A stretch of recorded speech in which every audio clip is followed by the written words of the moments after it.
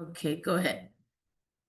Welcome, everyone. It's 10 o'clock. We are here in the Presidio County Annex in the lovely town of Presidio. And we are having the Presidio County Commissioners Court special meeting. It is September 24th, 2025, and I believe it is 10 a.m. So, I would ask that our lovely clerk do a quorum check. County Judge Jose Portillo Jr. Commissioner Precinct 1, Gilbert Heisman. Here. Commissioner Precinct 2, Margarito Hernandez. Here. Commissioner Precinct 3, Frankie Ortiz. Here. Commissioner Precinct 4, David Beebe. Here. You have 4. Thank you, Carmen. If now we will all stand. It's like the pledge of allegiance. I pledge allegiance to the flag of the United States of America, and to the republic for which it stands, one nation, under God, indivisible, with liberty and justice for all. Hey. So at this point in time, with us. At this point in time, we're gonna open it up to public comments. And being who I am, I like to keep the quorum in order. So we are gonna limit the public comments to 5 minutes. We can go a little over that. But I ask that everyone be respectful and share what you wanna share. Are there any, let's start in the courtroom. Are there any public comments that need to be made in the courtroom? I have a public comment. Okay. It's not on the agenda. Hey, I'm David Beebe. I'm currently Commissioner Precinct 4. As many of you all have read in online news, I have recently declared my candidacy for Presidio County Judge. The only reason I bring that up here is because there is a question as to whether I'm still seated as Commissioner after consulting with my legal counsel and our county attorney and also TAC Legal. It is determined that I'm a holdover, so I'm by announcing my run for county judge for the next primary election. I have inadvertently inadvertently resigned my seat, but until a new commissioner is appointed from my precinct that's duly qualified to hold this seat, I'm a holdover, much like when Flora was county clerk and then Frances retired and she declared for treasurer, but there was a time in which she was still the clerk before she was sworn as treasurer. According to the statutes, the only person who has the power to, I thought it was actually a commissioner's court vote because some research said it was, but according to TAC, the county judge himself is the one that can appoint my replacement, but he's not required to. It's actually his choice. So I can stay serving at the mercy or whims of our honorable Judge Joe Portillo. So that's my comment. And in the meantime, I can vote on everything. I still represent my people because one thing, this is important. The seat cannot be left open. So there will always be a vote for precinct 4. It will be me, somebody the judge appoints from precinct 4. That is the most important part. There will not be an empty seat with no vote. Thank you. Thank you, David. So are there anyone that is online at this time that would like to make a public comment? Okay, I'm not seeing that happening, so we're gonna move on to the routine agenda items. Number 1, discuss and take action to approve budget amendments and or line item transfers. Yes, ma'am, we do have line item transfers. The first was to the county judge's office, to communications, $1,000 from non-departmental communications to cover county communication costs. To the county judge capital outlay, $1,429 from overtime, office expenses, and fuel, and this is to cover the purchase of a computer for the executive assistant. And to furniture and equipment, $271.95 from fuel, and this is for that same purchase. To non-departmental medical insurance, $29,242.02. From transfers to other funds, this is to cover the retiree health insurance. To the appraisal district, $6,717.75 to cover the appraisal district budget. 55 to insurance, which is various county insurances, $55,849.50. And this cover various interest increases that were not budgeted for. To the auditor's office salary, $2,396.30 from labor line to cover the auditor's salary increase, that was approved earlier this year. To the annex utilities, $514.35 from repairs and maintenance vehicles to cover utility costs. Sheriff's office, other services, $260 from use of memberships to cover IT work done for the watch guard program. To GPS communications, $22.82 to cover the cell phone cost. Road and bridge uniforms, $1,200 from operating supplies to cover UniFirst invoices. JP1 technology, 2 equipment lease, $1,622.59 from capital to cover their computer lease cost.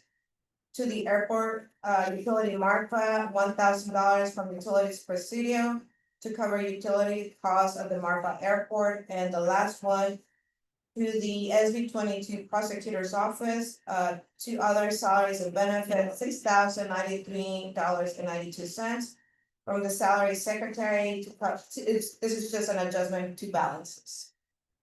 That's Thank you, Madam Auditor. Any discussion on this and concerns?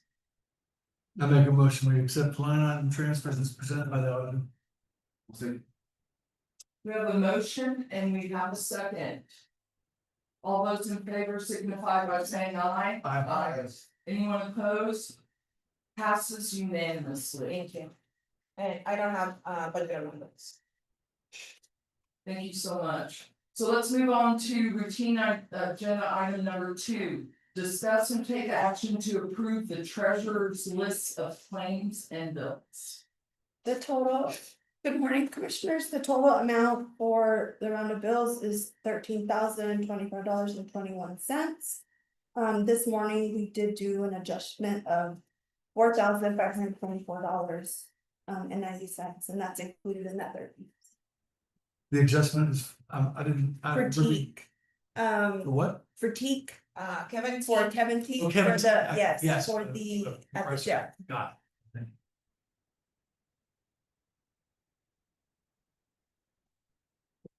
Any discussion on that? I will entertain a motion.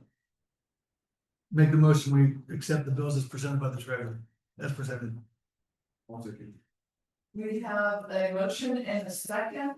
All those in favor signify by saying aye. Aye. All those opposed? Passes unanimously. So that was the bills, list of claims, anything like that? Nothing? That's Okay. the same thing. All right, so let's move on to routine agenda item number 3, discuss and take action to approve previous commissioners court minutes of August 13, 2025. Regular meeting and budget workshop. I happened to review those and really loved them. They were very thorough. I saw no concerns, so thank you. I'll entertain a motion. Make a motion to take action to approve previous commissioners' court minutes. 08/13/25. We have a motion by Commissioner Ortiz. Do I have a second? I have a second by Commissioner Hernandez. All those in favor signify by saying aye. Aye. Anyone opposed? Once again, unanimous decision. I love those. Okay, now we're gonna move on to our regular agenda item. And this is an item brought by the Presidio County Historic Commission. Request discussion and action to appoint Rosel Munoz as member of the Presidio County Historical Commission for the current 2-year term ending on December 2026, as approved by the Presidio County Historical Commission on June 2nd, 2025. Presidio County Historic Commission member who was appointed by the Commissioners Court January 2025. Annabelle Gallego submitted his resignation. Annabelle has taken the job, I believe, in Austin. PCHS is accepting letters of interest for the rest of that vacant seat. Do we have anyone from the Historic Commission that's going to be speaking on this? I see Sam Karras up there. And I'm guessing she doesn't want to speak, so I can speak on it because I go to some of their meetings. You know, we put together a new board this year and they've been doing like stellar work. We've had, Bobby Meter had to, resign because of conflicts with other, tasks that she had devoted herself to. And now Annabelle, because he's moving. So y'all may recall that, this had been brought to the court earlier in the year, but in that it hadn't been vetted through the whole Presidio County Historic Commission, we wanted them to take it back and have them give us their approval and their recommendation. So that's what's going on right now. I will tell you that I know Gloria and she does really good work. I'm excited to see that she's interested in this position. So that's what I've got, and I'm not seeing anyone else jump on. So, commissioners. Well, I'm impressed with her credentials and I would like to make a motion that we accept the application of Gloria Salmoniz to the Presidio County Historical Commission. I'll take it. So we have a motion by Commissioner Beatty, a second by Commissioner Ortiz. All those in favor signify by saying aye. Aye. No one's opposed. Floricella, if you're on there, but I don't see you, congratulations, and we look forward to your great work. Thank you. So, next item, I'm gonna speak to that before I present it. I would like to see if the court would be interested in, after we deal with agenda item number 5, if we could move agenda item number 22 up next, because we have the wonderful James McDermott in our audience and he can speak to both of them.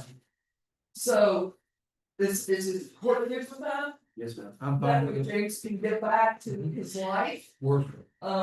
So number 5 is discussion with action. James, this is a hell of an item. Discussion with action to approve the FY 2026 interlocal agreement with Culbertson County for the operation of the wonderful Far West Texas Regional Public Defender's Office. Culbertson County operates FWTR PDO. Wow, is that a mouthful? I never say it. Okay, on behalf of all participating counties, the FWTR PDO is funded by the Texas Indigent Defense Commission, grants and funds contributed by each participating county. Okay, I want y'all to pay attention to this. This amount represents a decrease of about $7,500 to Presidio County from last year. Presidio County has participated in the FWTR PDO since 2017. The FWTR PDO provides court-appointed counsel to indigent adults in Presidio County accused of felonies or misdemeanors punishable by confinement. Mr. McDermott. Commissioners, thank you for letting me speak this morning. As a reminder, I won't go over the whole history, but the United States and Texas Constitutions both guarantee the right to counsel when somebody's accused of a crime. And the right to have the government pay for the lawyer if you can't afford a lawyer. In Texas, historically, that responsibility has rested with the counties to pay for that. And if you, many of you were not here in the system before 2017, when you were paying for lawyers individually. What that meant for auditors and treasurers and clerks was getting vouchers on individual cases, not being able to budget and anticipate what the costs are gonna be for a year. What we do is we provide the service for 100% of your cases in misdemeanor and felony courts, for a flat fee every year. That's 100% of cases unless there's a conflict of interest, of course, then you have to have a small budget item for amounts when there's a conflict. Historically, the Texas Injury Defense Commission in Austin has paid for programs like ours. 67% of the counties, participating counties paid for the other third. Last year, I went to Austin and convinced the Injury Defense Commission to increase their contribution to 80% from 2/3. We're the only program in the state that they've agreed to do that. So the county, the participating counties will only cover 20%. Some changes that have happened this year is we have gone back, Val Verde and Terrell counties have asked to join our program. That's Sanderson and Del Rio. So we now cover, as of next week, we cover from Sierra Blanca to Del Rio. When I give speeches, I say now that we are geographically about the size of West Virginia. Part of the benefit for you in us adding counties is there's administrative costs. Those costs will be shared across more counties, which increases the burden for Presidio County. I know because I've been committee commissioner's court for all these years, the budget problems that Presidio County has, problems with the tax base and tax revenue. I'm doing everything I can, trying to relieve the cost burden to the counties. What I did this year, in addition to all of that, was I went back to Austin. There was some money that was given by the legislature to the defense commission to spend on rural counties, to rural public defender programs. I went and asked them to further subsidize for this year the county cost. So the Indian Defense Commission has increased their contribution another 20% off of the county contribution. So if I'm doing the math, which gets a little wonky here, that means that the state is now covering about 84% of the county contribution. There is a formula that the counties agreed to 8 years ago to determine how much that Presidio County pays, and that amount has not been revisited. But I can tell you, I'm going to change the numbers you said, Commissioner. The last year, your interlocal agreement in support of our program was $54,281. With cost of living adjustments and increased vendor costs, without the additional grant, your cost would have gone up by about $4,000 to $58,231. Because of the grants that I got in Austin to subsidize additional for this year, your cost this year is only going to be $46,815. And so that the difference between the projected cost of the program and your actual cost for this year is $11,416 difference that we're going down from what the projected cost would be. Can you say that again? $11,416 less than I projected. Those numbers don't, 54,281 minus 48,815 is not. So I'll say the numbers Are again. you talking 7,500? So that's the 7,500. Last year's cost, the fiscal year that we're just finishing, was 54,281. Yes. If we had not gotten the additional grant with normal cost increases, the cost for this upcoming fiscal year would have been 58,231. Okay, I understand. But your actual cost this year is going to be 46,815. Okay, thank you. And so the difference between what it would have cost and what your actual cost to me is $11,416. I have felt for a long time that one of my duties as your chief public defender is to always pay attention to the cost burden of my program to your counties, and it is inevitable that it's going to cost something. But I recognize where we fit into the system and that this county just does not have the money. So I'm out there every year trying to figure out how I can help subsidize this. I need to give you a word of warning about this. The grant that I got to decrease this is for 1 year and 1 year only, which means that, and I said to Judge Portillo. That I really wanted the budget line item in your actual budget to be for the full amount. Because politically, I will be coming back next year to you with what will look like to be a large increase. And we all know that coming and asking for large increases is a very difficult thing to do. The money that the legislature had appropriated may also be available for the second year of this biennium. I'm gonna be working with the Indian Defense Commission to see if that can be renewed for a second year. And so just so you know, I will be, that is one of my high priorities. So I have a question about that real quick, and Yes, sir. before we get on to the next thing. Yes, sir. So, you know, the legislature meets every, you know, this is biannual budget, and you've got the funding for 1 year. Is the second year funding based on what they have left over after they give it? I got. That's correct. So I didn't know. That's correct. So they got around $10 million to spend. They put out a request for proposals that was fairly broad for all kinds of projects. I could have asked for additional staff. I could have added for computers. There's a lot of things that was eligible. What I decided to ask for was further subsidies for the counties. They spent in the first go round for the grants, they spent about $3.5 million of that $10 million. They meet quarterly, and they're gonna be accepting applications throughout the year for each of their quarterly meetings. Next one's in December. But I'm really pushing with them to reserve some of that money so that we can have access to the same 20% next year. That to me is just a higher priority. I don't know what else to do. I would tell you that I personally went to Austin to talk to the legislatures during the session about the problems of these counties and budgets and how the state money is super necessary. I want to thank. I actually heard that you were there. Well, I I was. was like, and you had just been there. Oh, well. And they were like, we just heard you're Indian Defense Council, Mr. McDermott. I said, oh, that's great. Good job. I'm trying my best to hustle. I want to give some thanks to 3 people that really advocated for the counties in the legislature this year. One is our state rep Eddie Morales, really stuck his neck out. You know, as a Democrat in the session this year, there was not a lot of traction for Democratic voices, and Eddie Morales really put a lot of eggs in the basket to advocate for these counties and the costs that happen here. And he really deserves our thanks. Mary Gonzalez, who is a rep from El Paso. She was the chair of the subcommittee for the judicial budget in the House. She was, when I went to testify from that subcommittee, she immediately jumped on this year to make sure that the whole subcommittee heard what our issues were. And when I talked to her after that committee hearing, the only thing she asked me was, how much money can we give you? What can I do?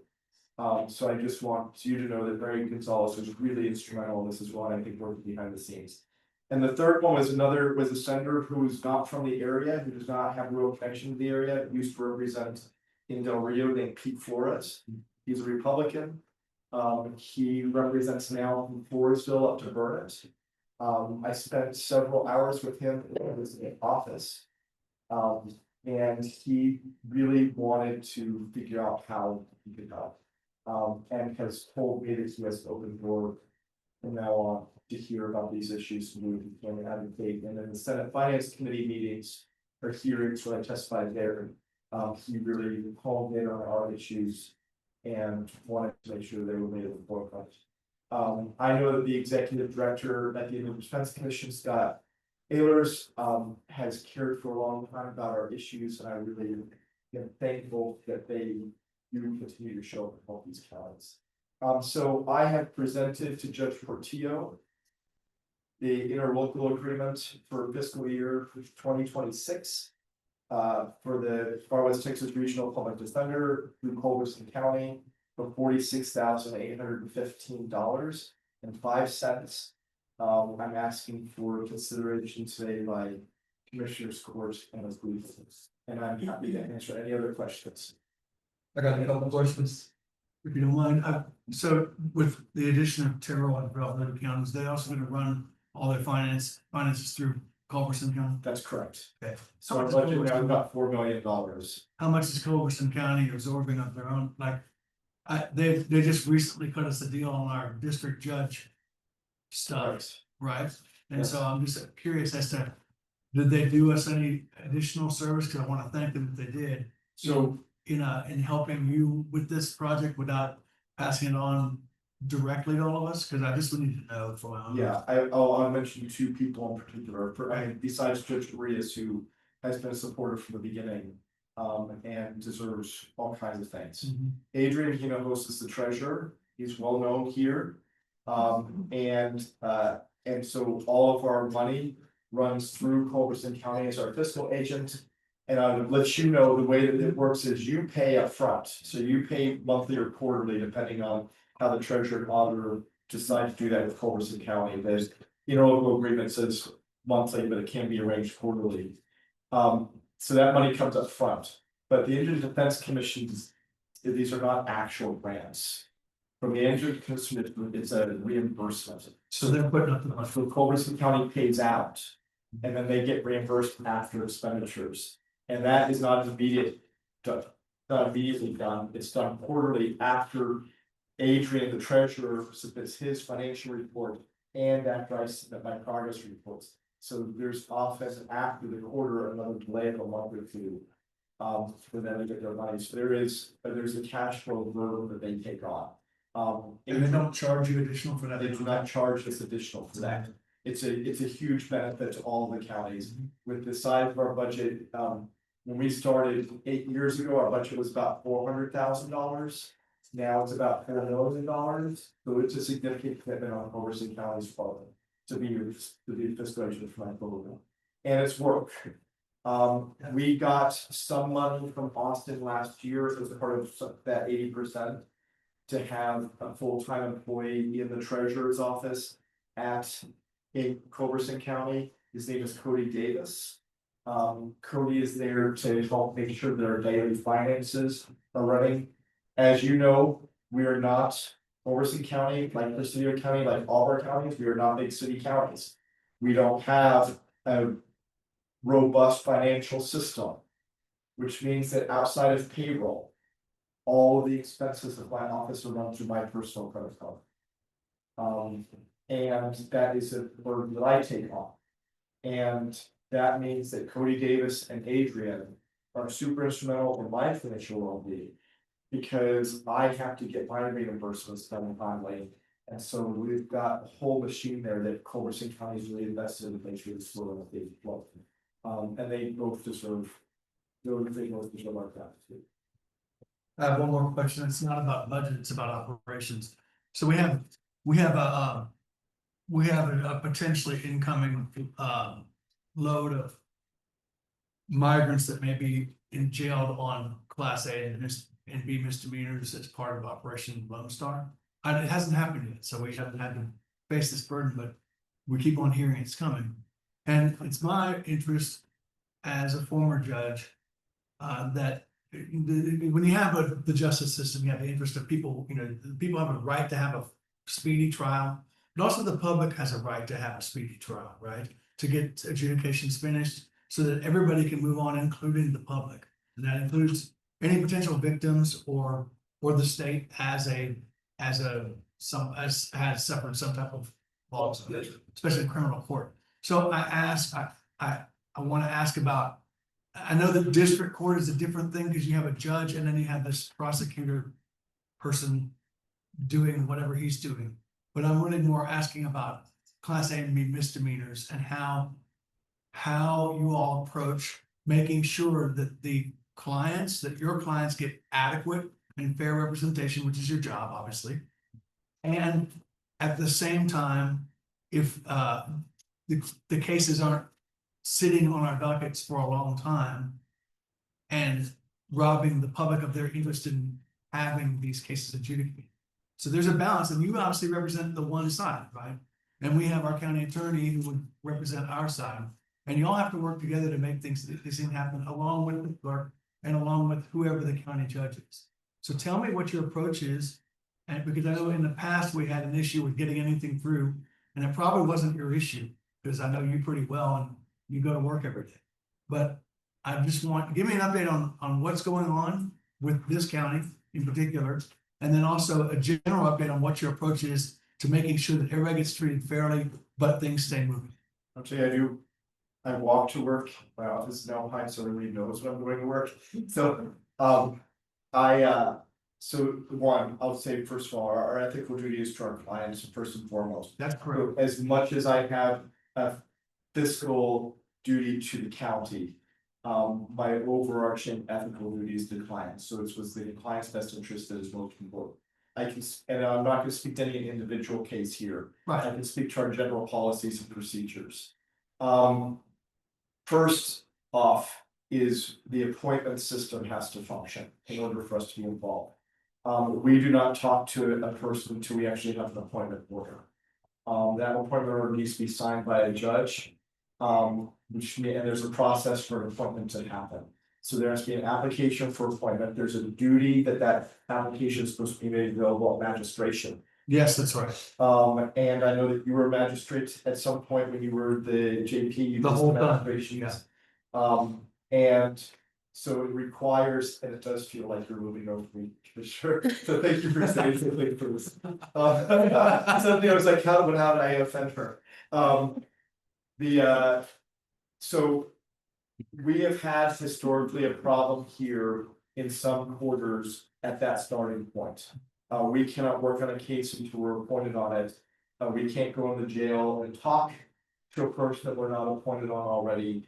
In fact, I think the jail sometimes is checking to make sure they know that we've got an appointment order when they come and say that they do. So that's the first step. That appointment order needs to be, that appointment paper has to be done, and that starts the magistrates. And I know that there's a training that is happening on Friday morning in Alpine for all the local magistrates in the tri-county. That they've all been invited to, is being done by the agents. That includes the county judges who function as magistrates when the judge is not available. The county judges, the JPs, any municipal judges for any of the incorporated towns that have a municipal judge. I think district court judge, but he knows.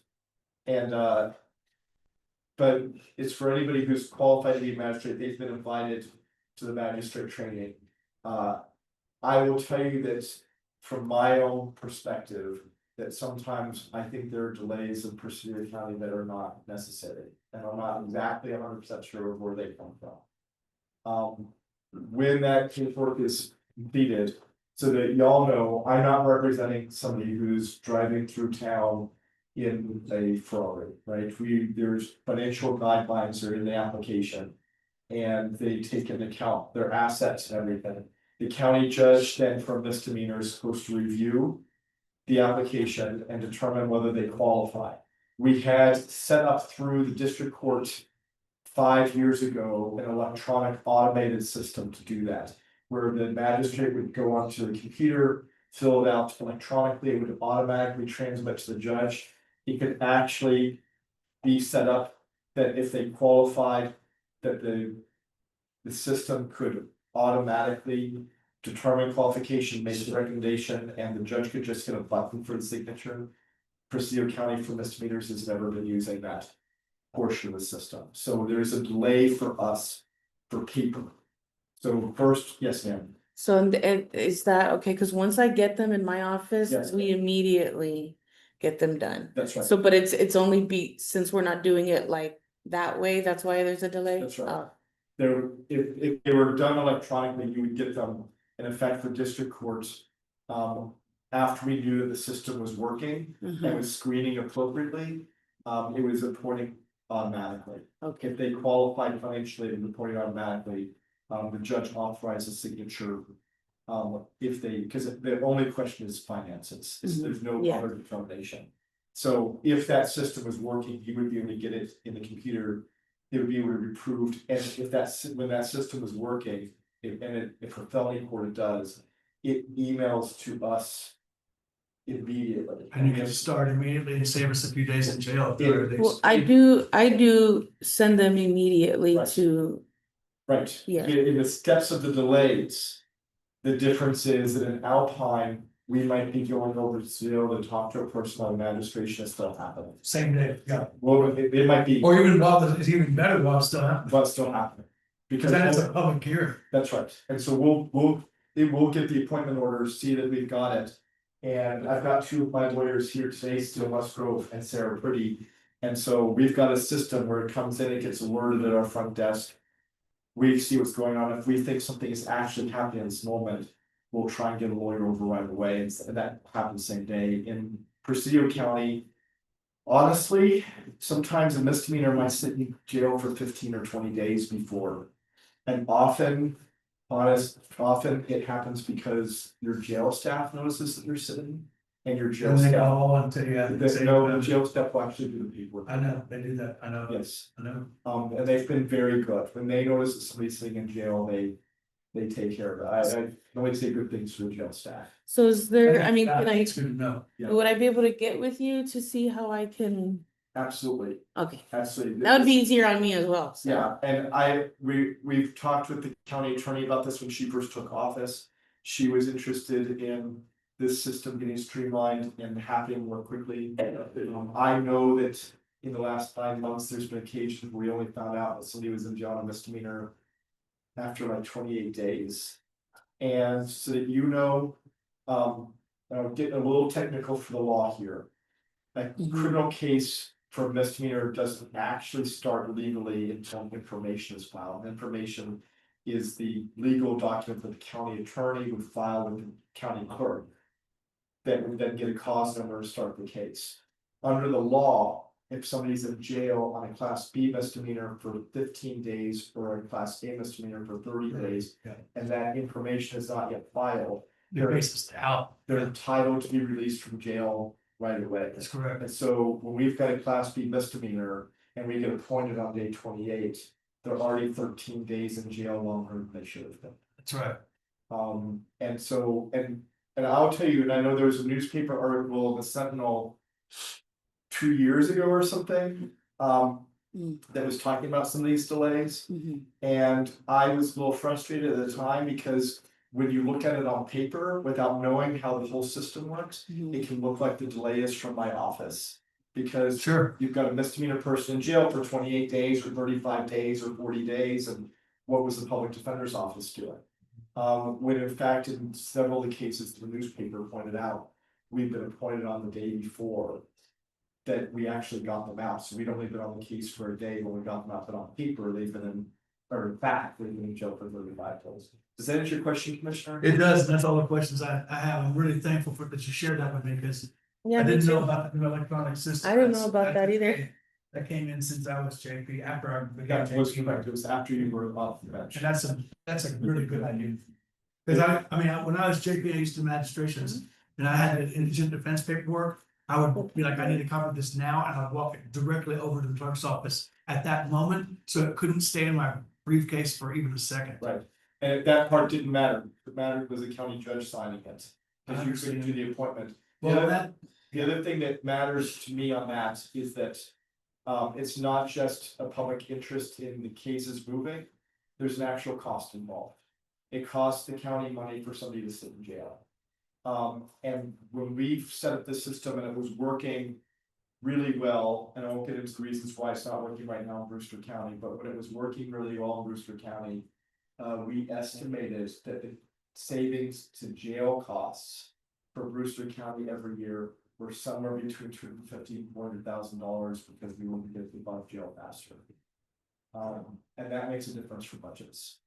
And for me as a lawyer, what matters to me is what's the best interest of my client, I want to get them out of jail. To me, what matters to me as chief public defender, who has a fiscal duty to the counties, is what can I do that is consistent with my ethical duty that also helps the finances of the county. Thank you. Okay, thank you. So I have presented to Judge Portillo for consideration the interlocal agreement. Yes. Is there any other questions? I have that. that's item 22 though, right? No.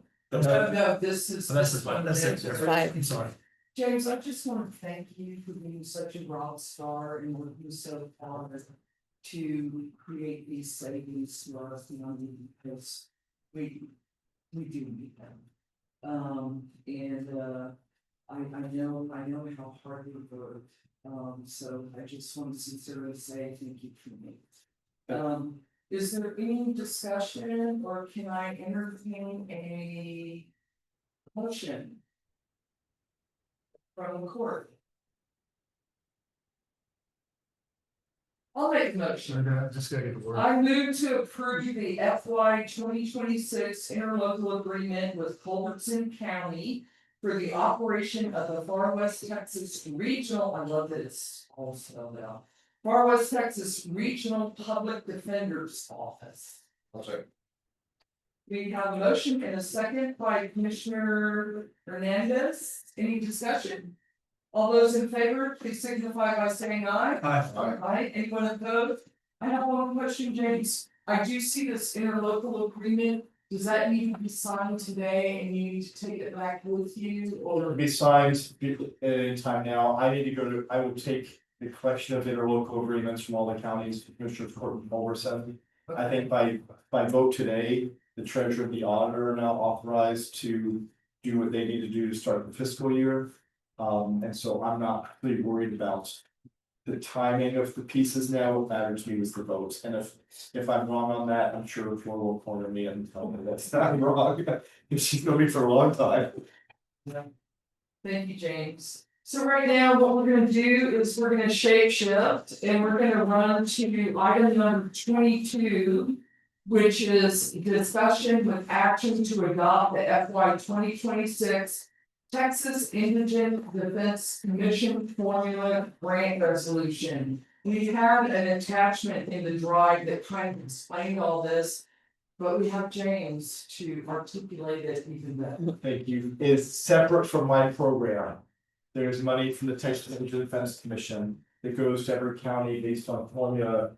That in part takes into account your expenditures for the past year, for the past several years in comparison to caseloads, in comparison to other counties in the state. I don't fully understand the formula. I think it's at least as complicated as the school finance formula. And the numbers that they produce every year are a mystery to me. However, it is money that comes to you to help subsidize the indigent defense costs. That goes to the cases that my office can't handle. That for complex or to help subsidize your cost for my county. But the Indigent Defense Commission needs every year is a Commissioner's Court resolution to accept those funds. And so that is what that agenda is about to do. And I see that we also have a resolution that is gonna be signed and. Gary, that is in your capable hands. Yes, ma'am. All right, so any discussion on this item? I will entertain a motion. To make a motion to adopt the fiscal year 2026 Texas Indigent Defense Commission Formula Grant Resolution. So we have a motion from Commissioner Beebe and a second from Commissioner Ortiz. All those in favor signify by saying aye. Aye. Anyone opposed? James? May I say one thing before I leave? I do want to thank the judge's office staff. Because they do work very hard to make sure that we are in good communication about dockets and about appointments.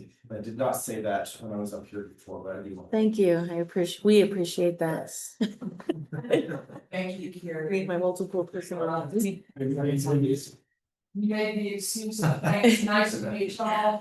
Thank you for all your great work. All right, thank you. Thank you, James. Thank you. Okay, now we're gonna get back in order and we're looking at agenda item number 6. This is an item that I brought forward. It's discussion with action to approve the resolution to nominate Ann Dunlap and Josie Simpson as our Presidio County board members on the Presidio County Appraisal District for a term of office of 2 years beginning on January 1st, 2026. We have our quite capable Cynthia here that can explain more of this, but I have been going to the appraisal district meetings.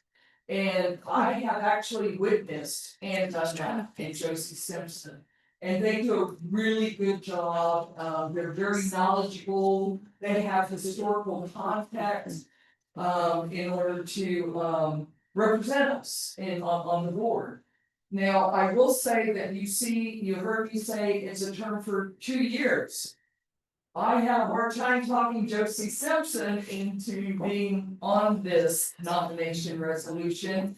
She has agreed definitely for 1 year, but I'm thinking Commissioner Beatty, you and I will have to look at something up there to have representation after a year. And Josie just wanted to make that real clear.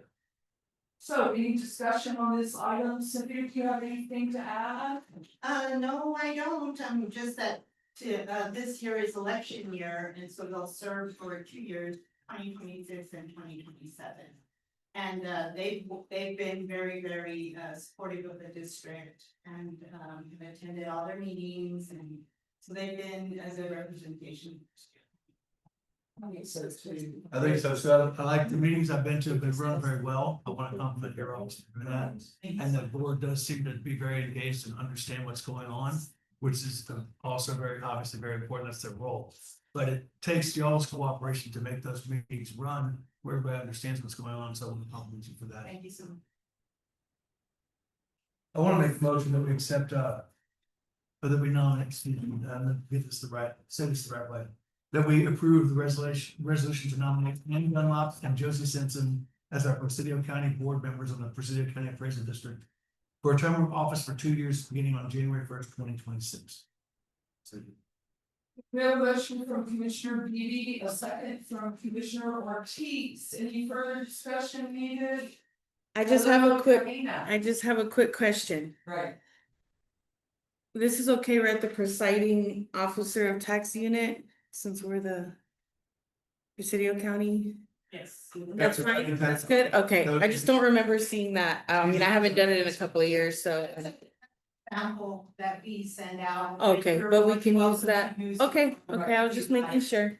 Yes. no, good, because I had to ask questions for filling it out, so. And just to let you know that you will be receiving another letter from me in October.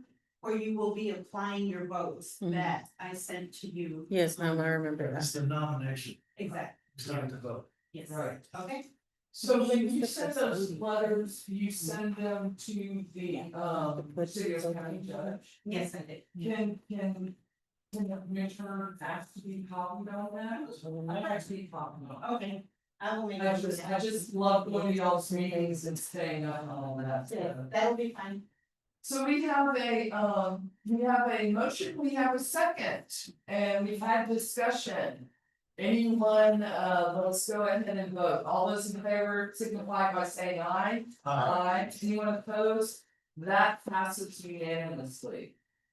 So next, we're getting into a few items from our sheriff, Danny Dominguez. Deirdre, may I say something? Blair texted me and she says she emailed you, okay, the comments on the email for each one. I'm seeing that. Okay, I just had it up. So you'll look at this and you see item number 7, 8, 9, 10, 11, and 12 are all basically contracts that the sheriff's office has had with these entities. Is Andre on? I'm Hey. here. Hello, good morning. Hey, Andre, there's a couple of comments that we just received from Blair Clark. And I just wanna make sure that you hear me saying this. On Okay. the, item number 7, is that Fast Cash? You say it. Fast Light? Okay, that agreement is an evergreen agreement that was entered into in 2020. These are Blair's words. This means that it automatically renews every year. And there is no need to reapprove it every year. So there's no action necessary for this agreement to continue in force. Are you comfortable with us taking no action on that, given the insight that the county attorney just gave us? Yes, as long as the agreement remains in place, I'm fine with that. Right. So I will entertain a motion on item number 7. Discussion with action to approve the fast fashion placement agreement for the Presidio County Jail. This is a mandate from Senator Bland Act, which is to provide services 24/7.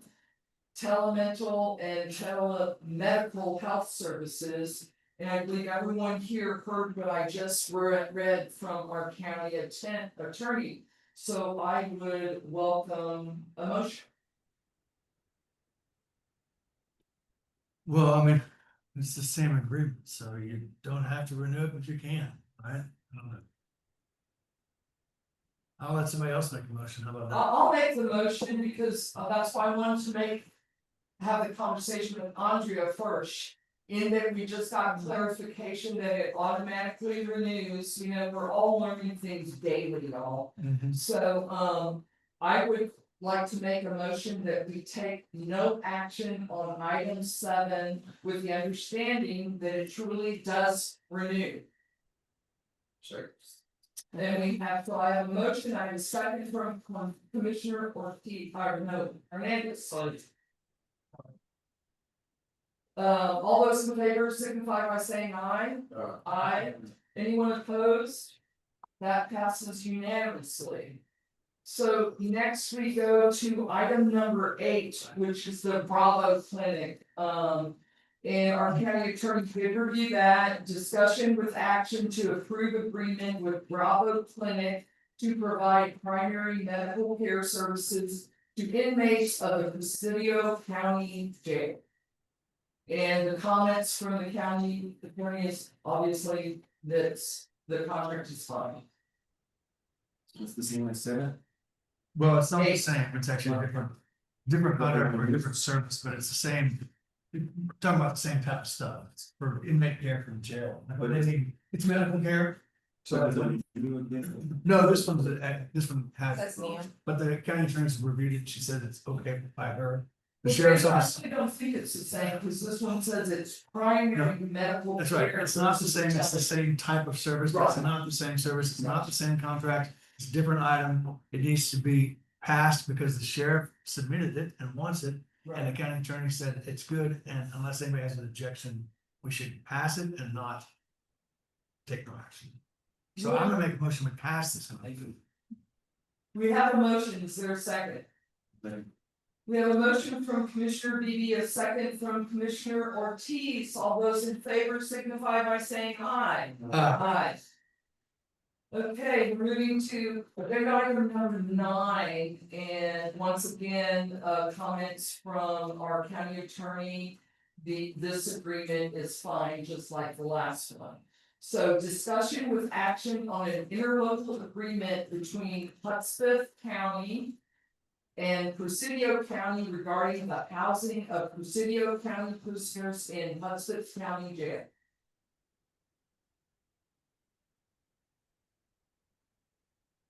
I make a motion, let me figure out what this.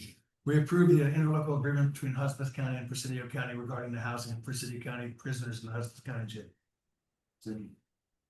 We have a motion from Commissioner Beebe, a second from Commissioner Ortiz. Any need for additional discussion? If not, all those in favor signify by saying aye. Aye. Anyone opposed? Passes unanimously. Okay, now I'm going to 10. And number 10 is discussion with action to approve a service agreement between Bravo Health Martha and Presidio Sheriff's Office regarding the employee physical and drug screenings. So, Andrea, the comments from our county attorney is that, where am I? So it is that, she's only seen one agreement that I think she reviewed. Did you make any like major changes to this, or you're just? I know that you had to make sure dates were correct, but this is basically the agreement that the sheriff's office and the jail has had for years, and it's just a renewal. Am Are I you correct? on, are we on the Bravo Health for the employee physical? So new either. This is a new agreement that we just put in place. We haven't had an agreement in place in previous years. And this is just for pre-employment physicals and drug screenings.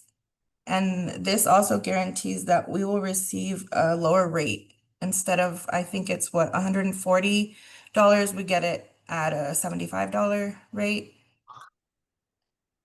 And Shauna and I realized that there was not anything in place. Once Bravo Health Clinic took over, we realized we were no longer receiving the invoices for the employees that we were hiring. So that was becoming an issue. So we got with Bravo Clinic and they put this in place so that everything will be covered for pre-employment screenings. I can tell the public says it's basically a contract from October 1st of 2025 to September 30th of 2026 for Bravo Health Clinic Marfa to provide employee physicals and drug screens at the Bravo Health Marfa Clinic located in Marfa on Oak Street. And the pricing for physical and drug screen per employee is $75 each. And the client, we will be invoiced monthly for services. Invoices will be mailed to the treasurer. That's the agreement. It's a single page agreement for just that. It ends at the end of the year. If it's cheaper than the other places, I don't see any reason why we shouldn't approve it today. And it seems like this is maybe also our only option that makes any sense with regard to transport and transport and travel and all that stuff. So I'm gonna make a motion that we approve this contract for Bravo Health Marfa Service Agreement with the Presidio County Sheriff's Office in Presidio County as submitted. Second. We have a motion from Commissioner Beatty, a second from Commissioner Ortiz. Any additional discussion? All those in favor signify by saying aye. Aye. Aye. Anyone opposed? Passes unanimously. So Andrea, on number 11 and 12, which is basically the amended contract. So for both the city of Presidio and the city of Marfa Police Departments. Yes, ma'am. We approved those at the last session. So Yes. the contracts we approved at the last commissioner's court are different than 11 and 12. Yes, these are the amended contracts. Right. Yes, ma'am, that's correct. These are the Okay. contracts that sheriff wants in place to operate the jail. Okay, so let me tell you the comments from our county attorney. These Yes, ma'am. agreements were approved and entered into 2 weeks ago. Well, they were approved, I don't know that they've been entered into. This means that new different agreements cannot be entered into without an action to cancel the prior approved agreements. And the agenda does not have an action for the cancellation of the agreements that were entered into 2 weeks ago. I'm not sure about that. We've amended contracts before. But this is a whole different contract than what was approved by the court. Yeah, oh, so we have to, okay. So this is just protocol, Andrea. So let me ask you a question. If we were to table number 11 and 12, and at our next meeting, which is October 8th. Something like that. Something in October, at the beginning of October, will that create an issue for the sheriff's department? Because we'll have to cancel those 2 previous ones we already approved. And then just put these back on the agenda. And I'll speak for myself as a commissioner, is we wanna give the sheriff what he's asking for, right? Let me just clarify the reason for this, I don't know if you know this already, but the original, I guess, contracts that were approved 2 weeks ago. Had language that wasn't approved by the sheriff, wasn't included in the conversation, so. If that's the issue, that's what the sheriff wants to. If they could be approved today, Great, if it's protocol to cancel the other two, would that be a quick, turnaround on that? Our next commissioners meeting. That is October. Somewhere in October. It's October, whatever the second. October 8th. Yeah, I was right, October 8th. So I don't, I'd rather us do things right. Of course, I just want to certify that check passed me this. Yeah. We knew that. I think it's clear. Yeah, I spoke with the sheriff's office executive assistant, and I think it's pretty clear that, I don't know of anybody on this board that wants to, that is. What we're trying to do is get these contracts, get these interlocals approved. And we approved something that the sheriff we didn't know that he had not had a chance to review. And it looked okay to us. So what we need to do this properly is go back. Unfortunately, the agenda items were on here to rescind the other two, but we need to rescind the prior two and adopt these two, because I don't have any problem with these. And I don't think anybody else does either. But in order to do this correctly and legally, we should do it that way. And in the meantime, you know, if there's anything that conflicts with between the agreements, I think those can be worked out in the executive power of the sheriff. You know what I mean? We just want to make. Yeah, we're on the same page. So I'll be transparent about it. right. And Sean, Hey guys, I just want to make sure y'all, I just got into the meeting like 3 seconds ago. So I just want to make sure y'all are aware that I'm here, and if you've got any questions, I have no idea where y'all are at or what we're going on, but I just wanted to make sure y'all knew I was here. We're on 11 and 12, and we're having a discussion of, while we support the sheriff's office and what they need and what contract they want, we, according to protocol, we have to cancel those two previous contracts that we approved at the last commissioner's court. Yeah. And so we have, Joel is here and he explained that he had, the sheriff had a problem with the, previous ones that had been presented to us that we approved 2 weeks ago. So all we're asking is that if this is not a hardship on the sheriff's office, we want to follow protocol. This commissioner's court wants to follow protocol, so we have to cancel those and then put this back on our October 8th docket. Shauna, I saw you had a hand up. Does that work for you? I mean, if that's what the court decides, I mean, that's clearly up to you guys. I just don't know if it's been made clear that those previously approved contracts were never presented to either City of Marfa or City of Presidio. They're not fully executed. So again, I guess my other question too is like, where was the miscommunication about what should have been put on the agenda? I mean, that's my other question, but that was my comment. I don't know. I get contracts from people asking to review and revise. I revised it and sent it back, and that's the end of my job. So that's all I know. So according to Blair's notes that we received earlier this morning, is that I believe our county attorney had maybe you had a discussion with Andrea or not? Am I misinterpreting your notes, Blair?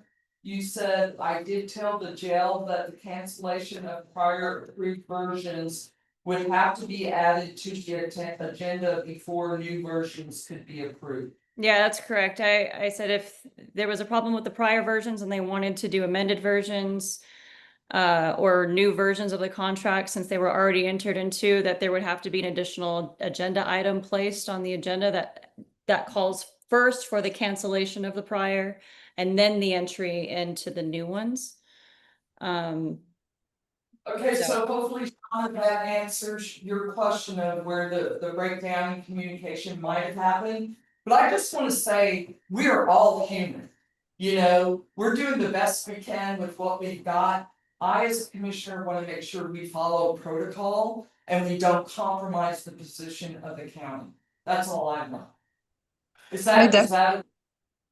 I definitely don't want to compromise anything either. I wasn't aware that I had to place a cancellation on the agenda. Even speaking with Carrie I still didn't know I had to do that, so.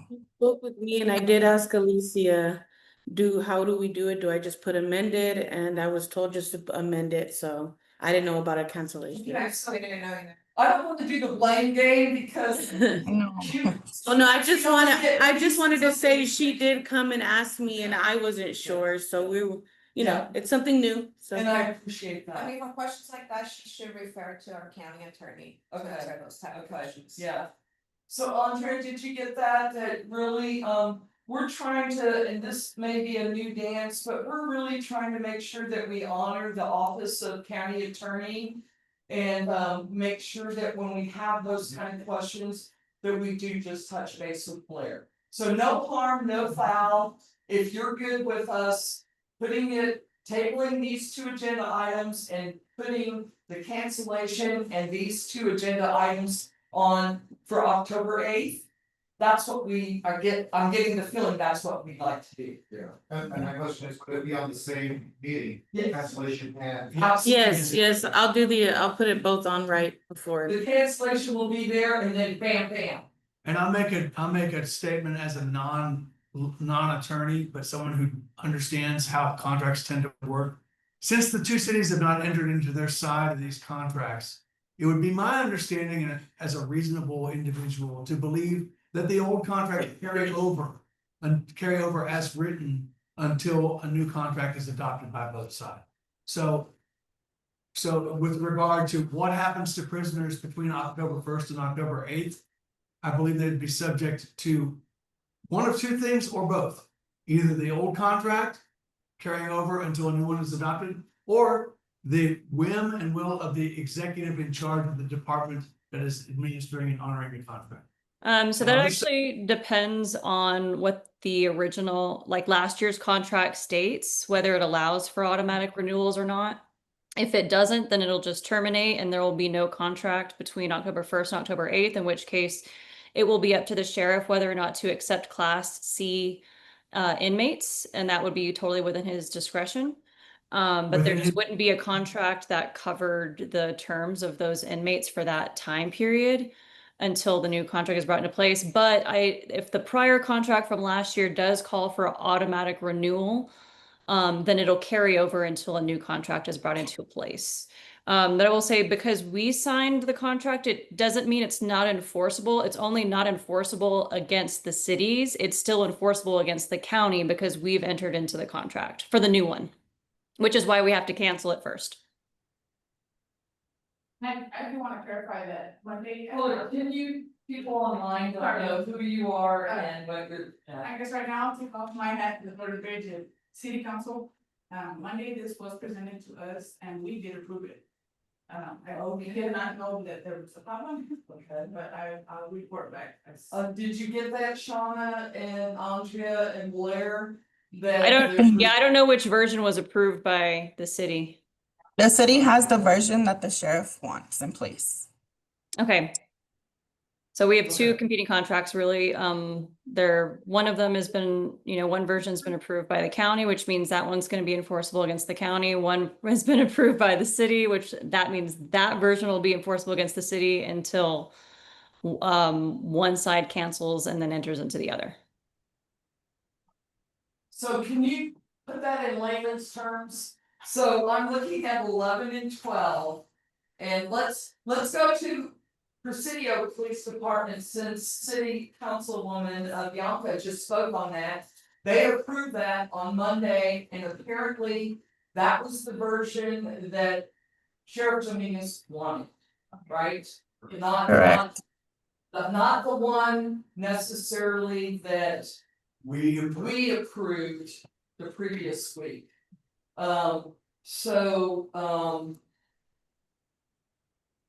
So I think that number 11 would be no action. Nothing changes here.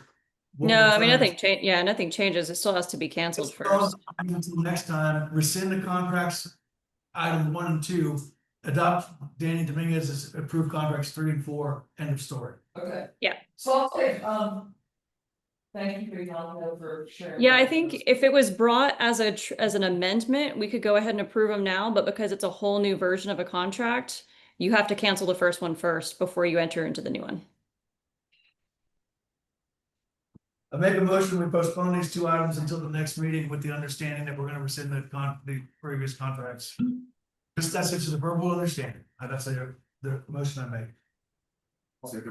We have a motion from Commissioner Beebe and seconded by Commissioner Ortiz. Any more discussion?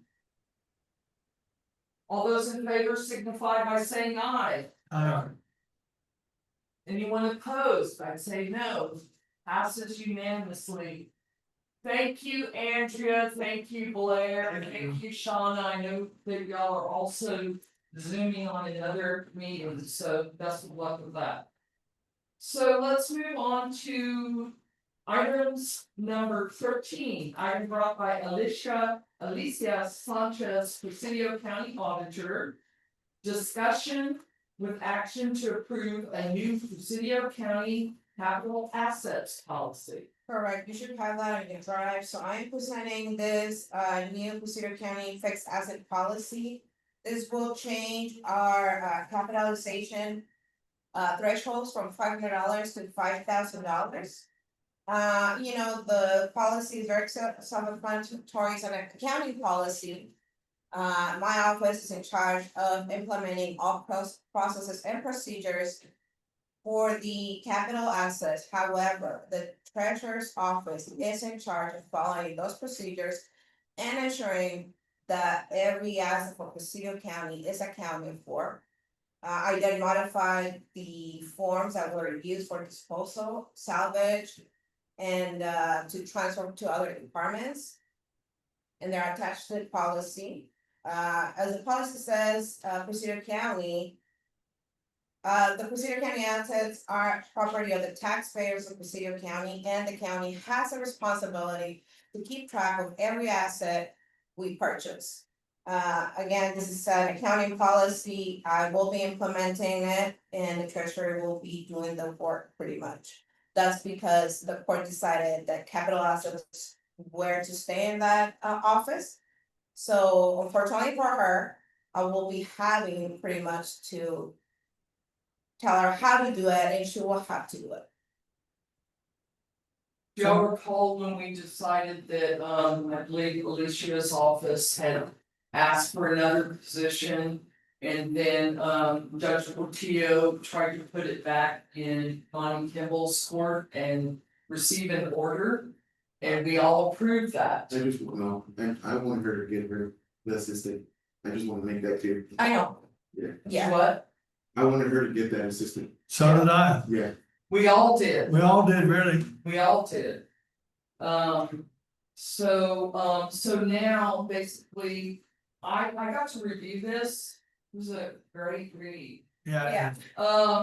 But I do have a question on page number 3. Yes, ma'am. That first real paragraph. When existing infrastructure is completely replaced, the county commissioners will be responsible for developing the procedures for establishing costs to be capitalized. Is that in place? That is what I said. Okay, I need to know that. Then this next one is still on page 3, and this is more to the court. I suggest y'all really look at this document and read the accountability stuff.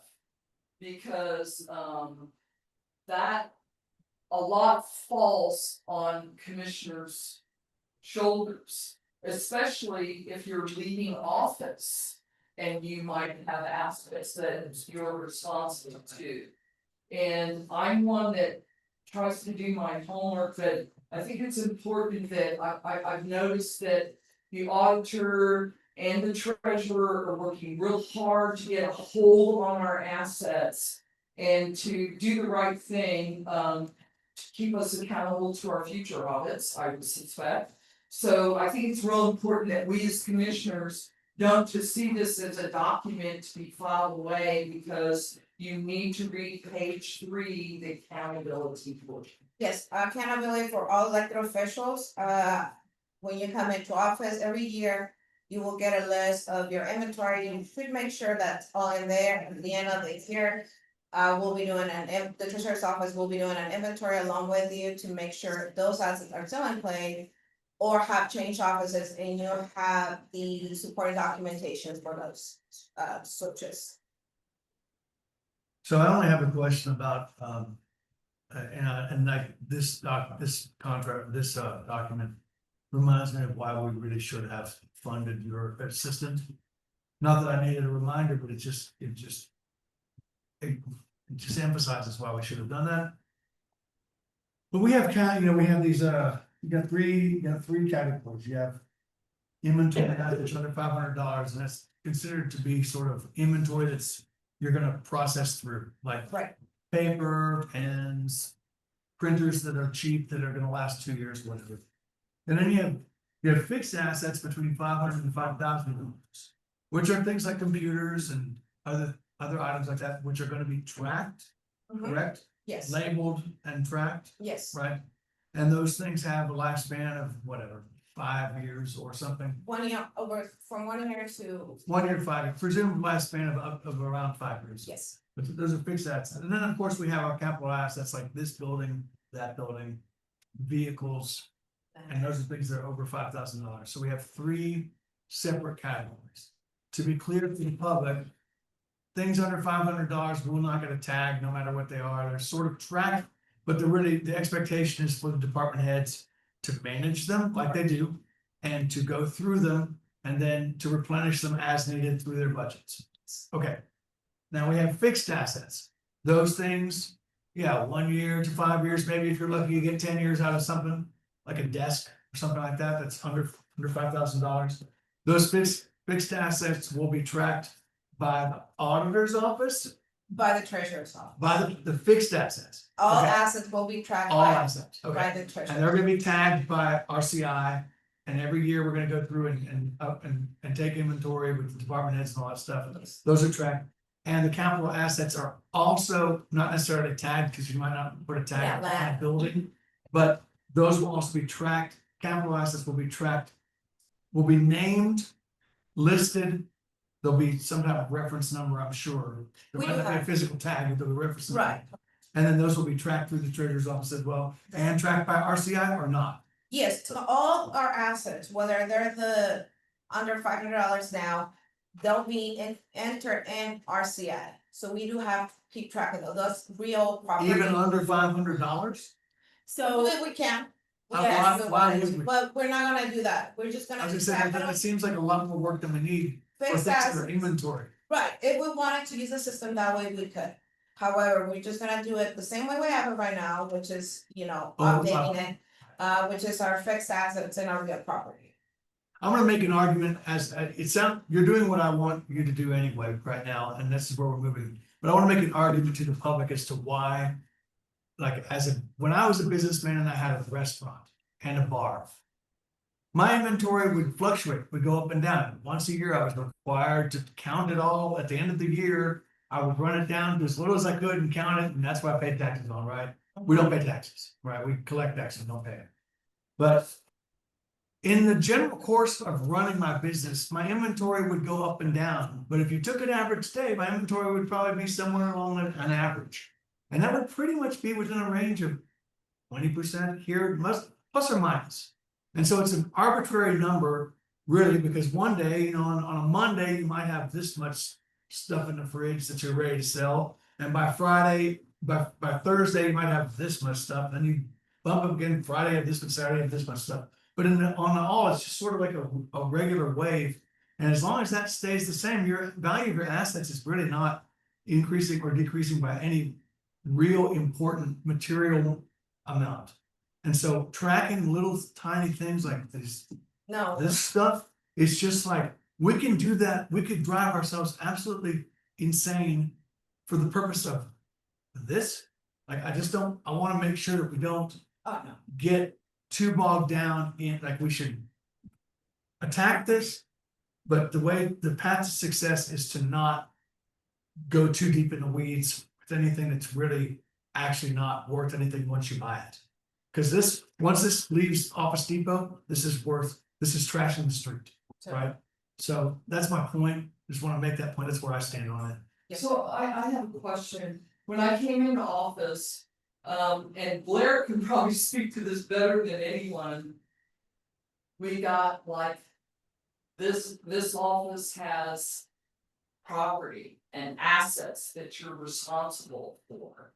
And I think that our county attorney had to track down a lot of stuff.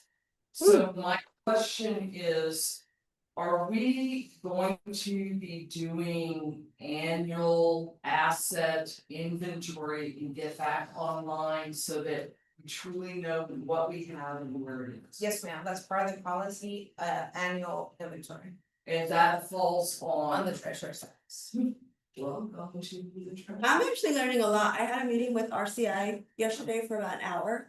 And the only reason we're gonna be tagging like computers and stuff is just for the inventory of the county, just to make sure that nobody's walking off with a laptop, nobody's walking off. That's the reason we're gonna tag this stuff, but when it comes to the capital assets, now that this policy is in place, that's gonna change. They are coming the week of November 17th. They will be on site all week.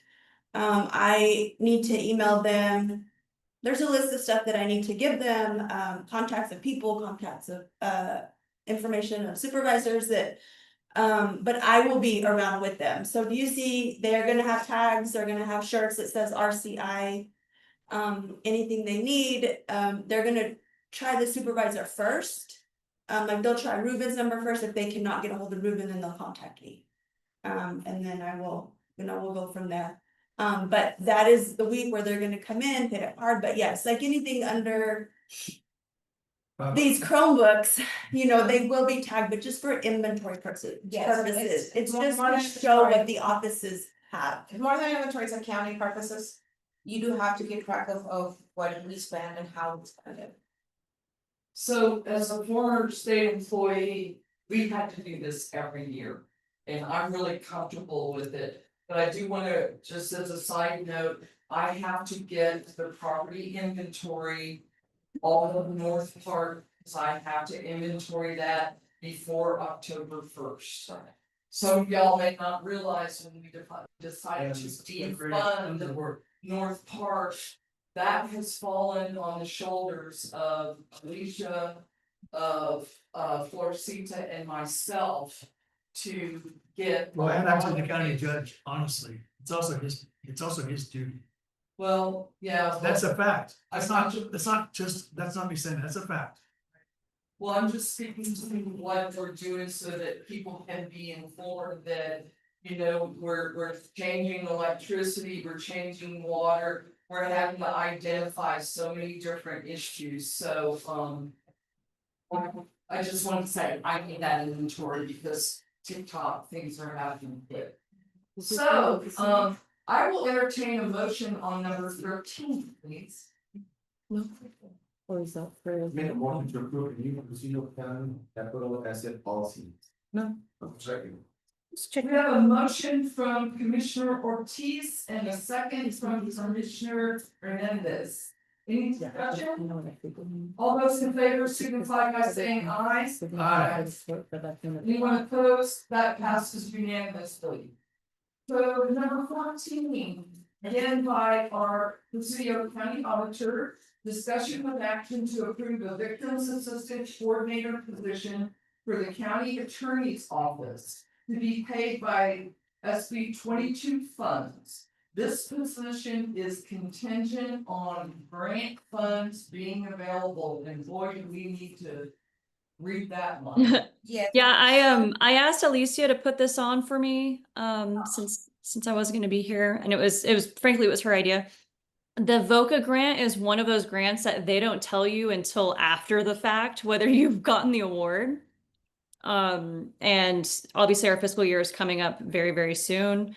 Alicia can't, if it's one of those things that we're told on October 3rd that we got the VOCA grant award, then she won't be able to put it into place for her pay, for my victim coordinator's pay until afterwards, so it won't work retroactively. So the best thing that we can do right now to make sure there isn't any lag in her pay or her employment status is to move for the time being her entire pay over from SB 22. Now, part of Jessica's pay is already paid out of SB 22. That's where the match for her 20% of her pay comes out of.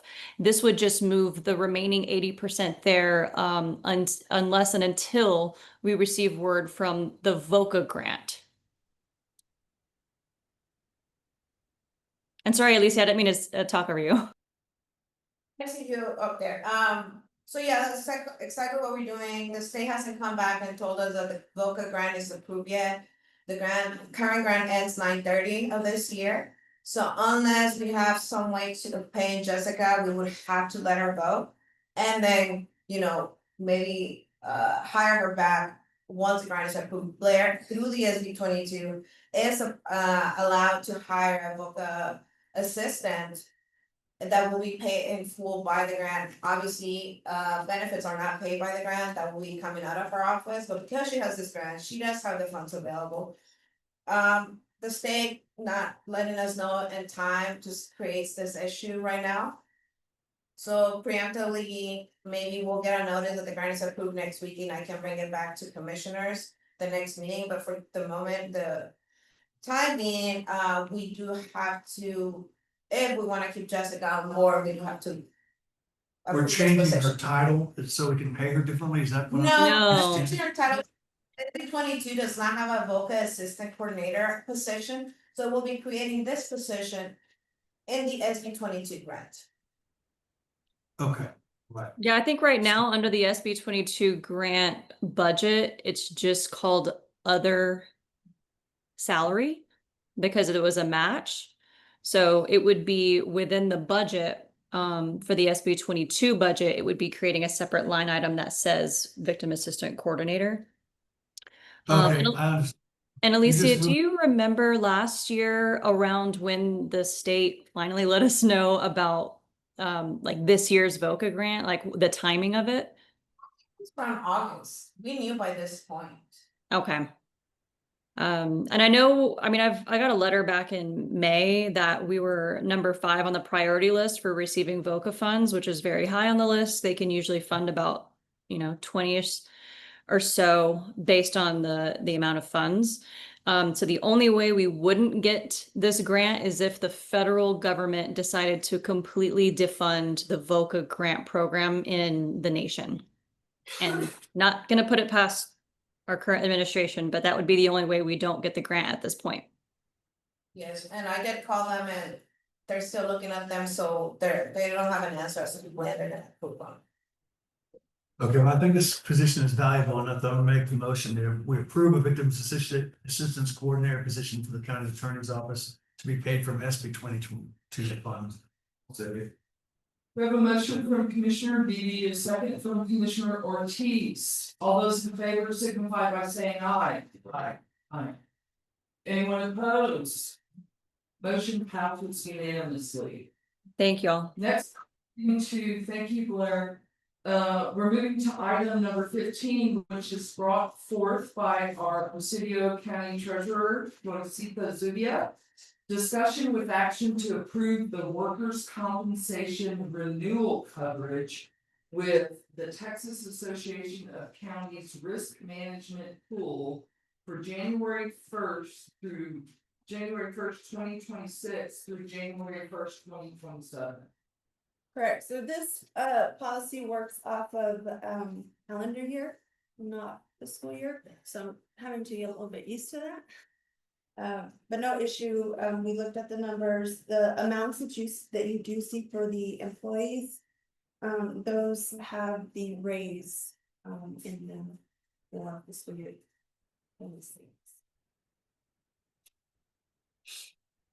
So is this basically the same coverage?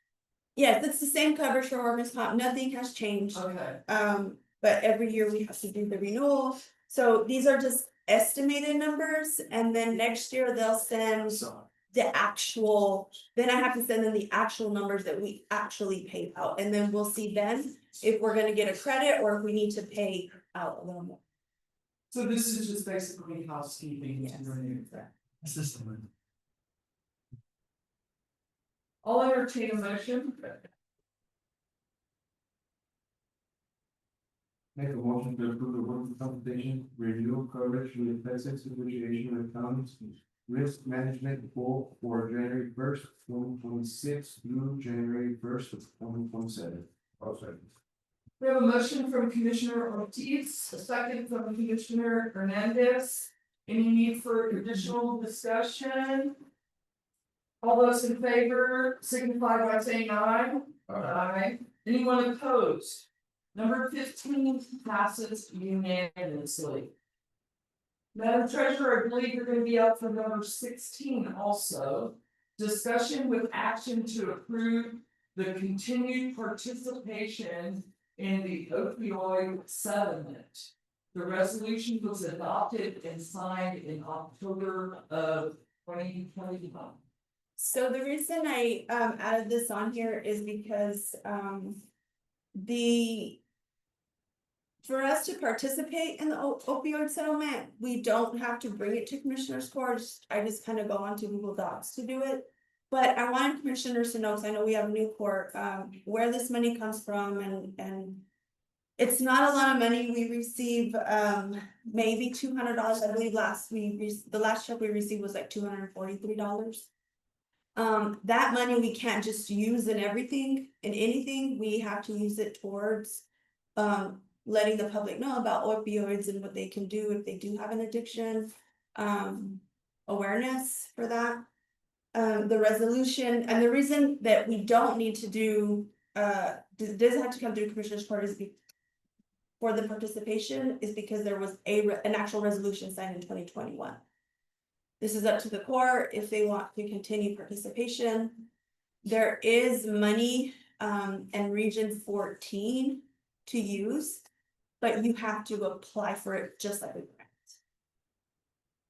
grant. And it can only be used for. Yes, the question is, maintenance. what have we been using this for in the past? I know that, I recall that this was accepted, but what have been the programs? How's it been distributed? We haven't done anything. Yeah, it's just sitting in an account. Yeah, I think the last time Alicia and myself talked was like, if we have to use that money, we're gonna just do pamphlets, and I don't even know if having enough. I think we've only gotten like $500 overall, so Okay. we can't really do much with that.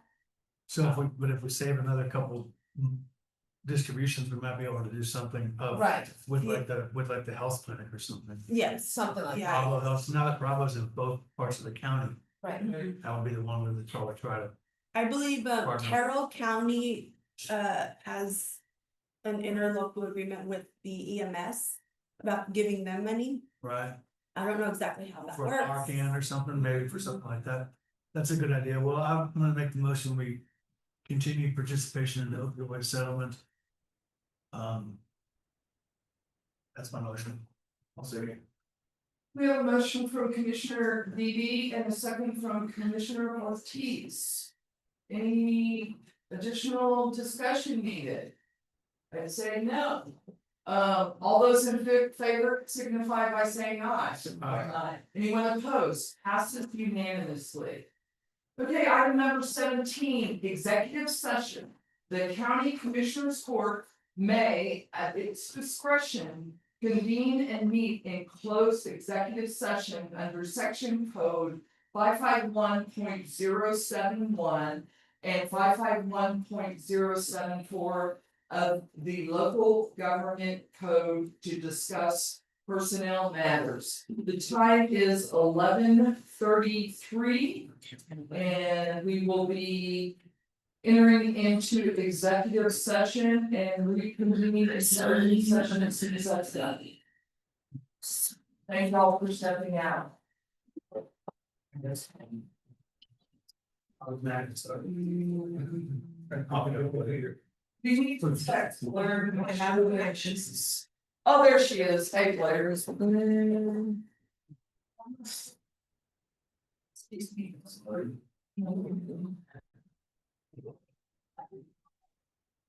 Sorry. Oh. I guess I should add myself in there.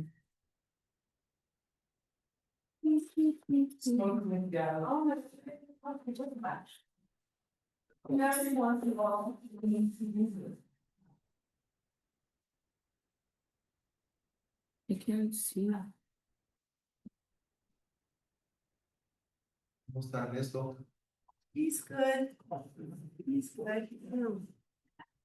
He's so busy. He's a guy. Yeah. Yeah. Okay, let me try this. Porque si no, si anda aburrido, anda haciendo cosas que I'm like. Me lo saludo. I will. I tell him every time. How's your dad? I haven't seen him in forever. He'll let me know when BB comes back on. Okay. Yeah.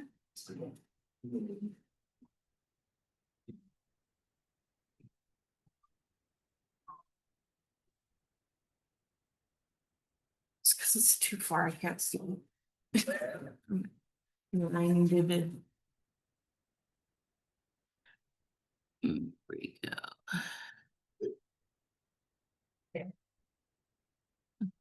Does anybody else think about Aubrey? You want fun? Why is it? No, Okay,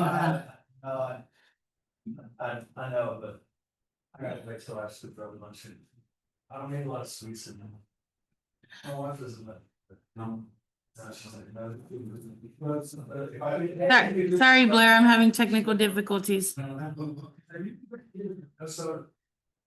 No sugar. Yeah, sugar. It's no sugary drinks, no sugar. It's okay for his birthday, but hey, but. Oh, sorry, I was on mute the whole time. Are we taking a break? She doesn't want to have. I just. No, we're doing the, okay, there we go. Please say yes, I gotta pee. No, hold on, I'm not ready yet. I'm having technical difficulties. If you can hear me, I'm gonna go use the restroom very quickly. Okay, Good call. well, shit, It's okay, we can walk around a little bit. literally, I can walk around, yeah. Okay, I'm gonna move her to The room city two. is not my friend. Well, city's not good for you anyway. I'm gonna assign. Hey, Obviously, it's I'm supposed to- seeing this myofascial. And the exercise she gave me. You're supposed to walk at all times. Hey, where? I don't know, it's called. You ever, when you wear one of these things, when you get older, you want one of these things. It tells you what you did, and it actually, it will make you, it'll influence you, like, it'll trick you, go. All I need to do is get like 2,000 more steps, so you'll go out, be like, okay, I'm gonna go work in the garage for them, then you get it. Yeah. It's Yeah. totally working, it so works. Like when we went to town in El Paso.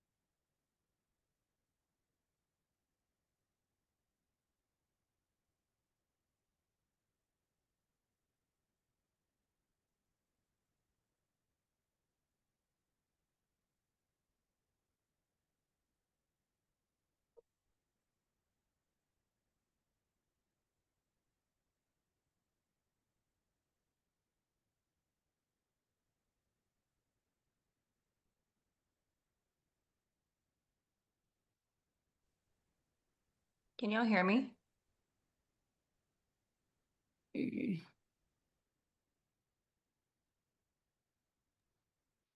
Yes, I can hear you, but they went into executive session or on a break or something.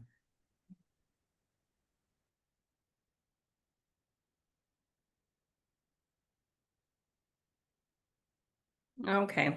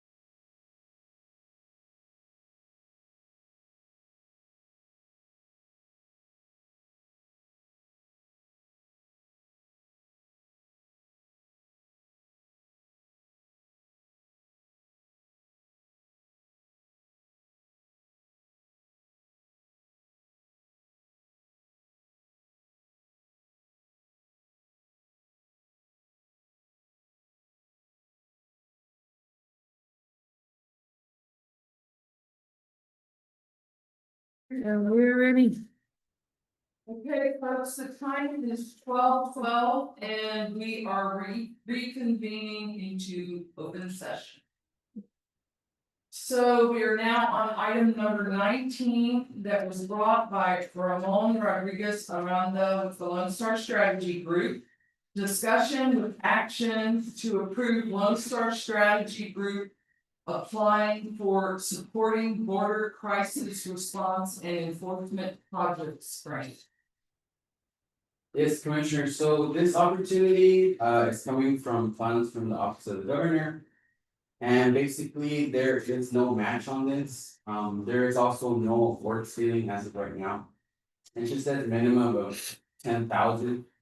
I think in your file, Mr. Vet Utley sent out a kind of like some of the example projects that could probably possibly be out there. And the projects will kind of differ, so the first one is kind of an intelligence one that goes to like a unit, like a mobile unit. The second one is for rapid response unit, and the third one is more of like that remoteness project that would kind of help with the, like a network.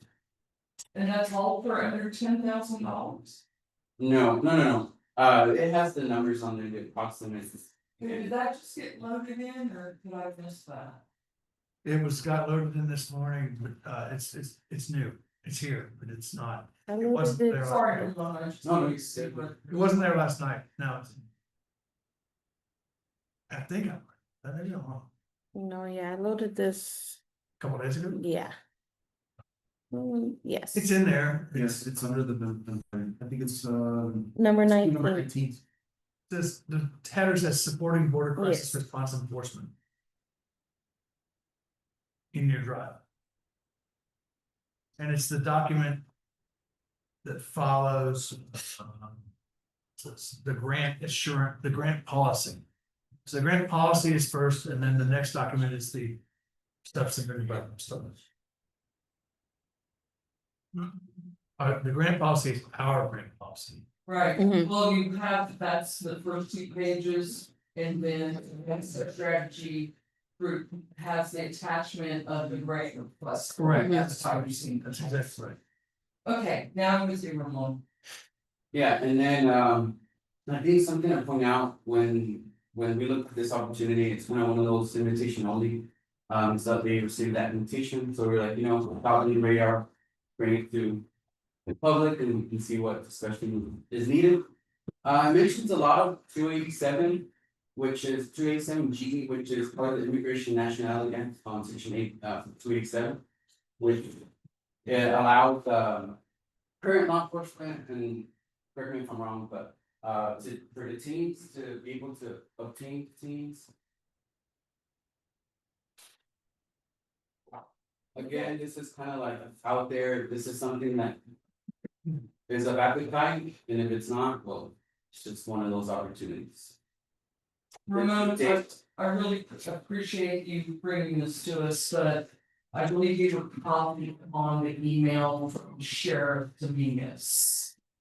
And I don't see anyone online right now that from the sheriff's office. I know you're here, I know you're here. The sheriff's office admin is on. But I'm talking about Danny and Shauna because they spoke specific, have you seen this email below? So, there are some really strong points made here and they were directed to this court. So how can we possibly contemplate supporting a grant that is law enforcement when you guys manage your own grants? And this feels like there is a power struggle. Is that what I'm seeing? Well, we currently have this over. Yeah. And everything on that email, but, we use a fraction of that amount right now, we have 3 positions open.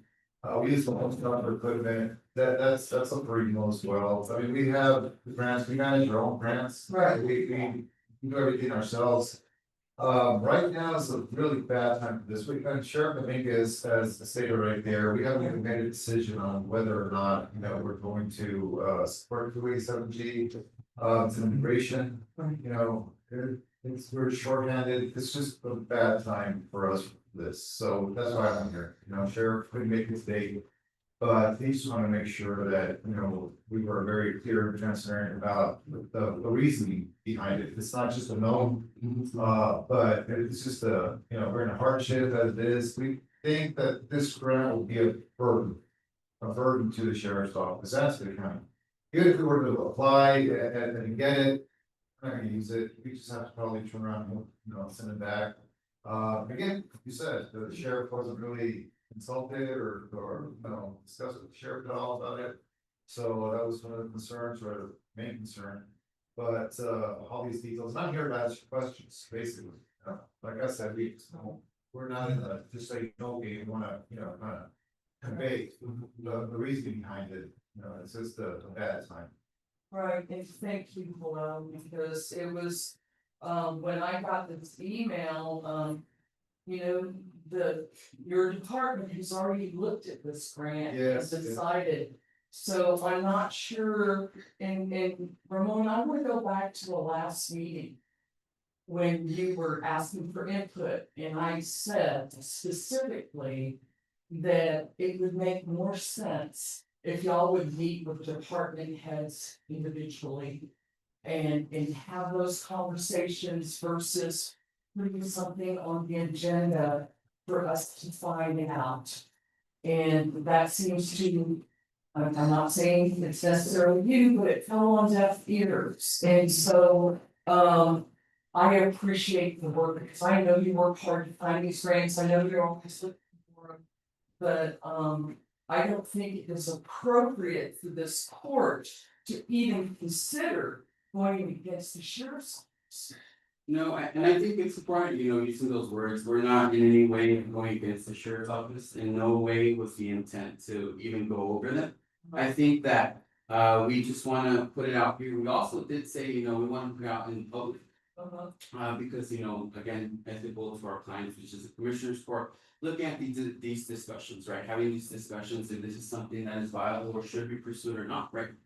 But beyond that, it's also for me to offer those kind of those services, like if this is something I want to be pursued, I'm more than happy to meet with whoever needs to be included, again, at the commissioner court's request. So this commissioner, and y'all can say what you want to, I'm once again saying, before this gets on an agenda. I expect to know that the department head has had a role in this. And Ramon, this is the second time, darling. Last time was the ambulance, Gary hadn't been communicated with before. So all I'm saying, you use the word transparency, talk to the people first, because chances are, if you would have talked with Joel and Danny, or maybe you talked to Joel, I don't know. But then they would have talked to one of us and said, hey, this is a good thing, and we wouldn't have received this email. And so that's all I'm asking, is respect for this court, and I really like the Lodestar strategy to hear that my expectation is that they meet with department heads before they bring these forward.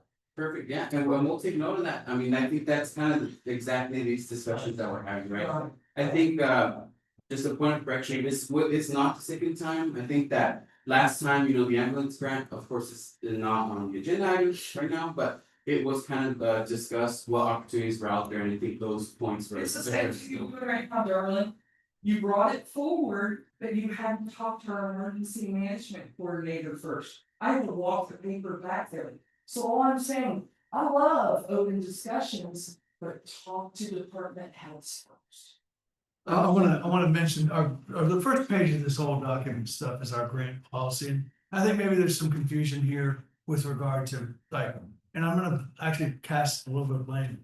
Not on Lone Star, because if I'm Lone Star Strategies and I'm reading our first page of our grant policy, it says, 1, authorized officer, the county judge serves as the authorized official on all grants and signs or required documents. Okay, let me, before I get to the bullet point 2, 3, and 4, which are important and relate to all this. don't want to get too sidetracked.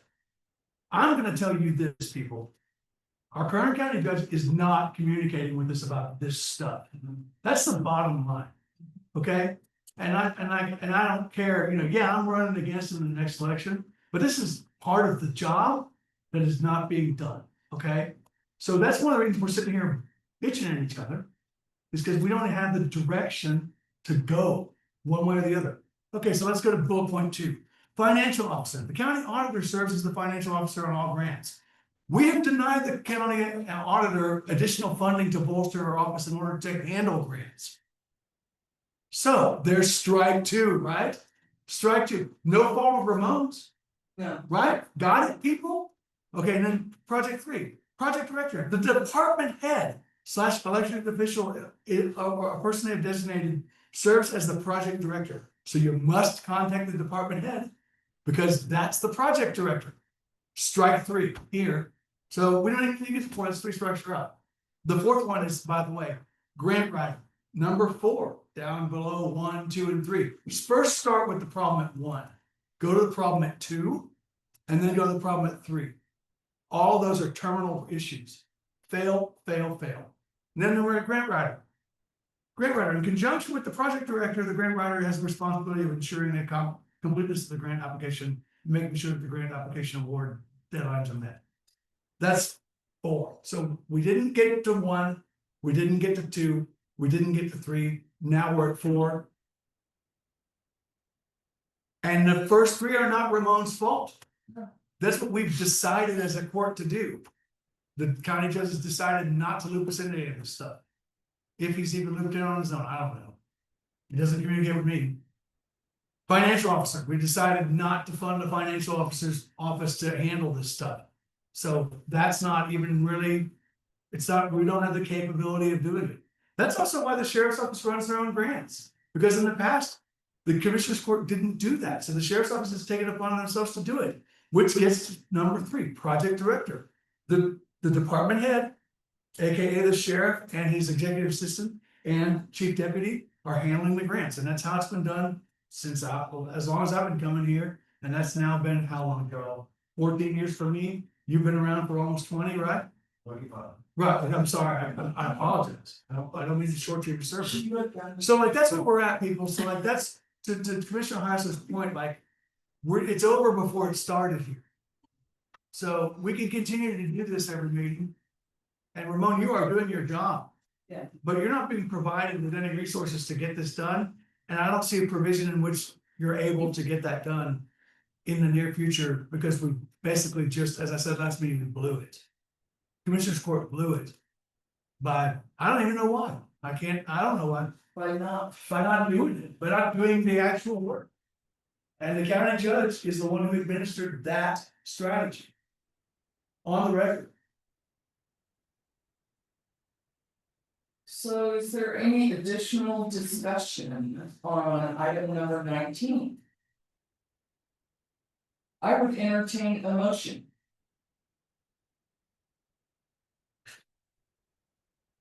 I'll make a motion. I move that we deny the Lone Star Strategy Group to apply for the Supporting Border Crisis Response and Enforcement Projects grant.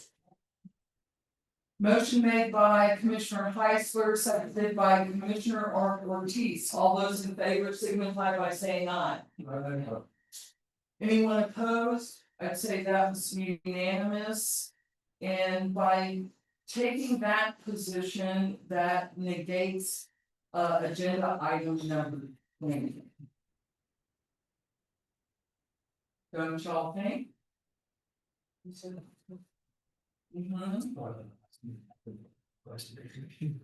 Okay, so now we'll move on to agenda item number 21 that the 2 of y'all have so patiently been waiting on, which is discussion with action to approve and adopt the 2026 budget for Presidio County Appraisal District. Before Cynthia goes into a wonderful spiel, as I said earlier, I have been attending their meetings and I got to sit in on this budget meeting. And I really appreciate the way you can put this document together because it clearly highlights what the changes are in the budget. Why they are there and I just want to say I appreciate that. Thank you. Okay, Cynthia. Good afternoon, commissioners. I present to you the adopted 2026 budget for the Presidio County Appraisal District. Last year our budget was at 656, 123, and this year it's at 688, 555. If you look through the highlighted area of the detailed adopted budget, on there it specifies the areas that there was an increase. There is an increase on salaries, 3% cost of living for all employees except for, we have a new data processor clerk. That salary went down from 39,481 to 37. And then we also had we have an office clerk appraiser trainee, and that one's at 34,133. Depending how they do within the next 6 months after the probation, then we'll see about giving them a salary increase. We're also hiring a mapping clerk here in Presidio. So hopefully we'll hire somebody by the beginning of November. And we'll look and see how they do in 6 months as well, and look into giving them a cost of living also. Cynthia, I'm gonna stop you right there with the mapping clerk. Does the appraisal district does not have some mandates that you have to keep that map current or updating? I maybe. Yeah. So do you? Yes, back in 2014, when we got the new GIS mapping system. None of our parcels have been platted out on our GIS map. So we have to hire somebody to do that for us. I was doing it on my downtime in the fall. But then it started to get a little overwhelming, so then I was having our Presidio clerk do it on her downtime. And then now it seems like we have to have somebody doing it continuously. People are buying parcels, small parcels of land here out in the country. And those each need to be platted out onto our map. But of course, we have a lot of property owners that do not have surveys, so it's not gonna pop up on the map, but we do have to show that the parcel is on there. Exists, right? Yeah, and they're gonna be overlapping what they're gonna be doing until they get a survey, and then it'll pinpoint it on the map. And Cynthia, also correct me if I'm wrong, y'all have tried, like you just said, you were doing it on your downtime. You've tried to have other staff help out, Right. but the demands of that, because it is a new position. And those of us that have worked in the mapping field understand that it has to be a full-time. Yes, yeah, we need to, I mean, even the mapping, the GIS mapping team in Plano told us that it was probably best if we hire somebody to do nothing but that, because it is requiring us to have to go do research. If we don't have needs and bounds on the deed, you know, we're gonna have to go pull all that up and send it to them so that they can help us find it out on the GIS map. I have a question about that job. Does that job entail any responsibility or liability is not the right word, but any responsibility or authority of the appraisal district to mitigate for competing and contradictory surveys? Because you know, down in the South County, we have a number of contradictory surveys, and those are mostly old. I would predict that with, you know, global imaging, you could get a survey more correct than you could back then if you were a surveyor. I'm not a surveyor. But what is your experience on that? And does the mapping person, that's a better question. How does the mapping person deal with those competing surveys when you're presented with two overlapping surveys that are actually both signed and stamped? That is a problem that we're dealing with right now.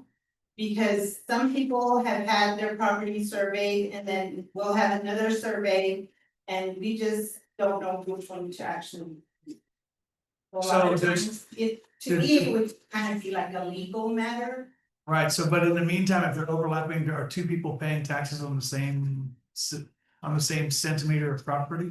Yes, we do not put that out on the map. We do either further research and we let them know that they need to probably seek legal. Figure it out, okay.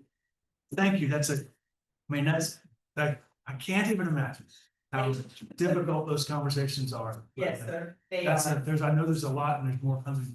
Yes, there is, really is. And then it's also required by the state for appraisal districts to have GIS mapping and to keep it up to date. So as parcels are being split out, we need to be updated on this. So it's, right now, it's not getting done. Right now, it's at a standstill.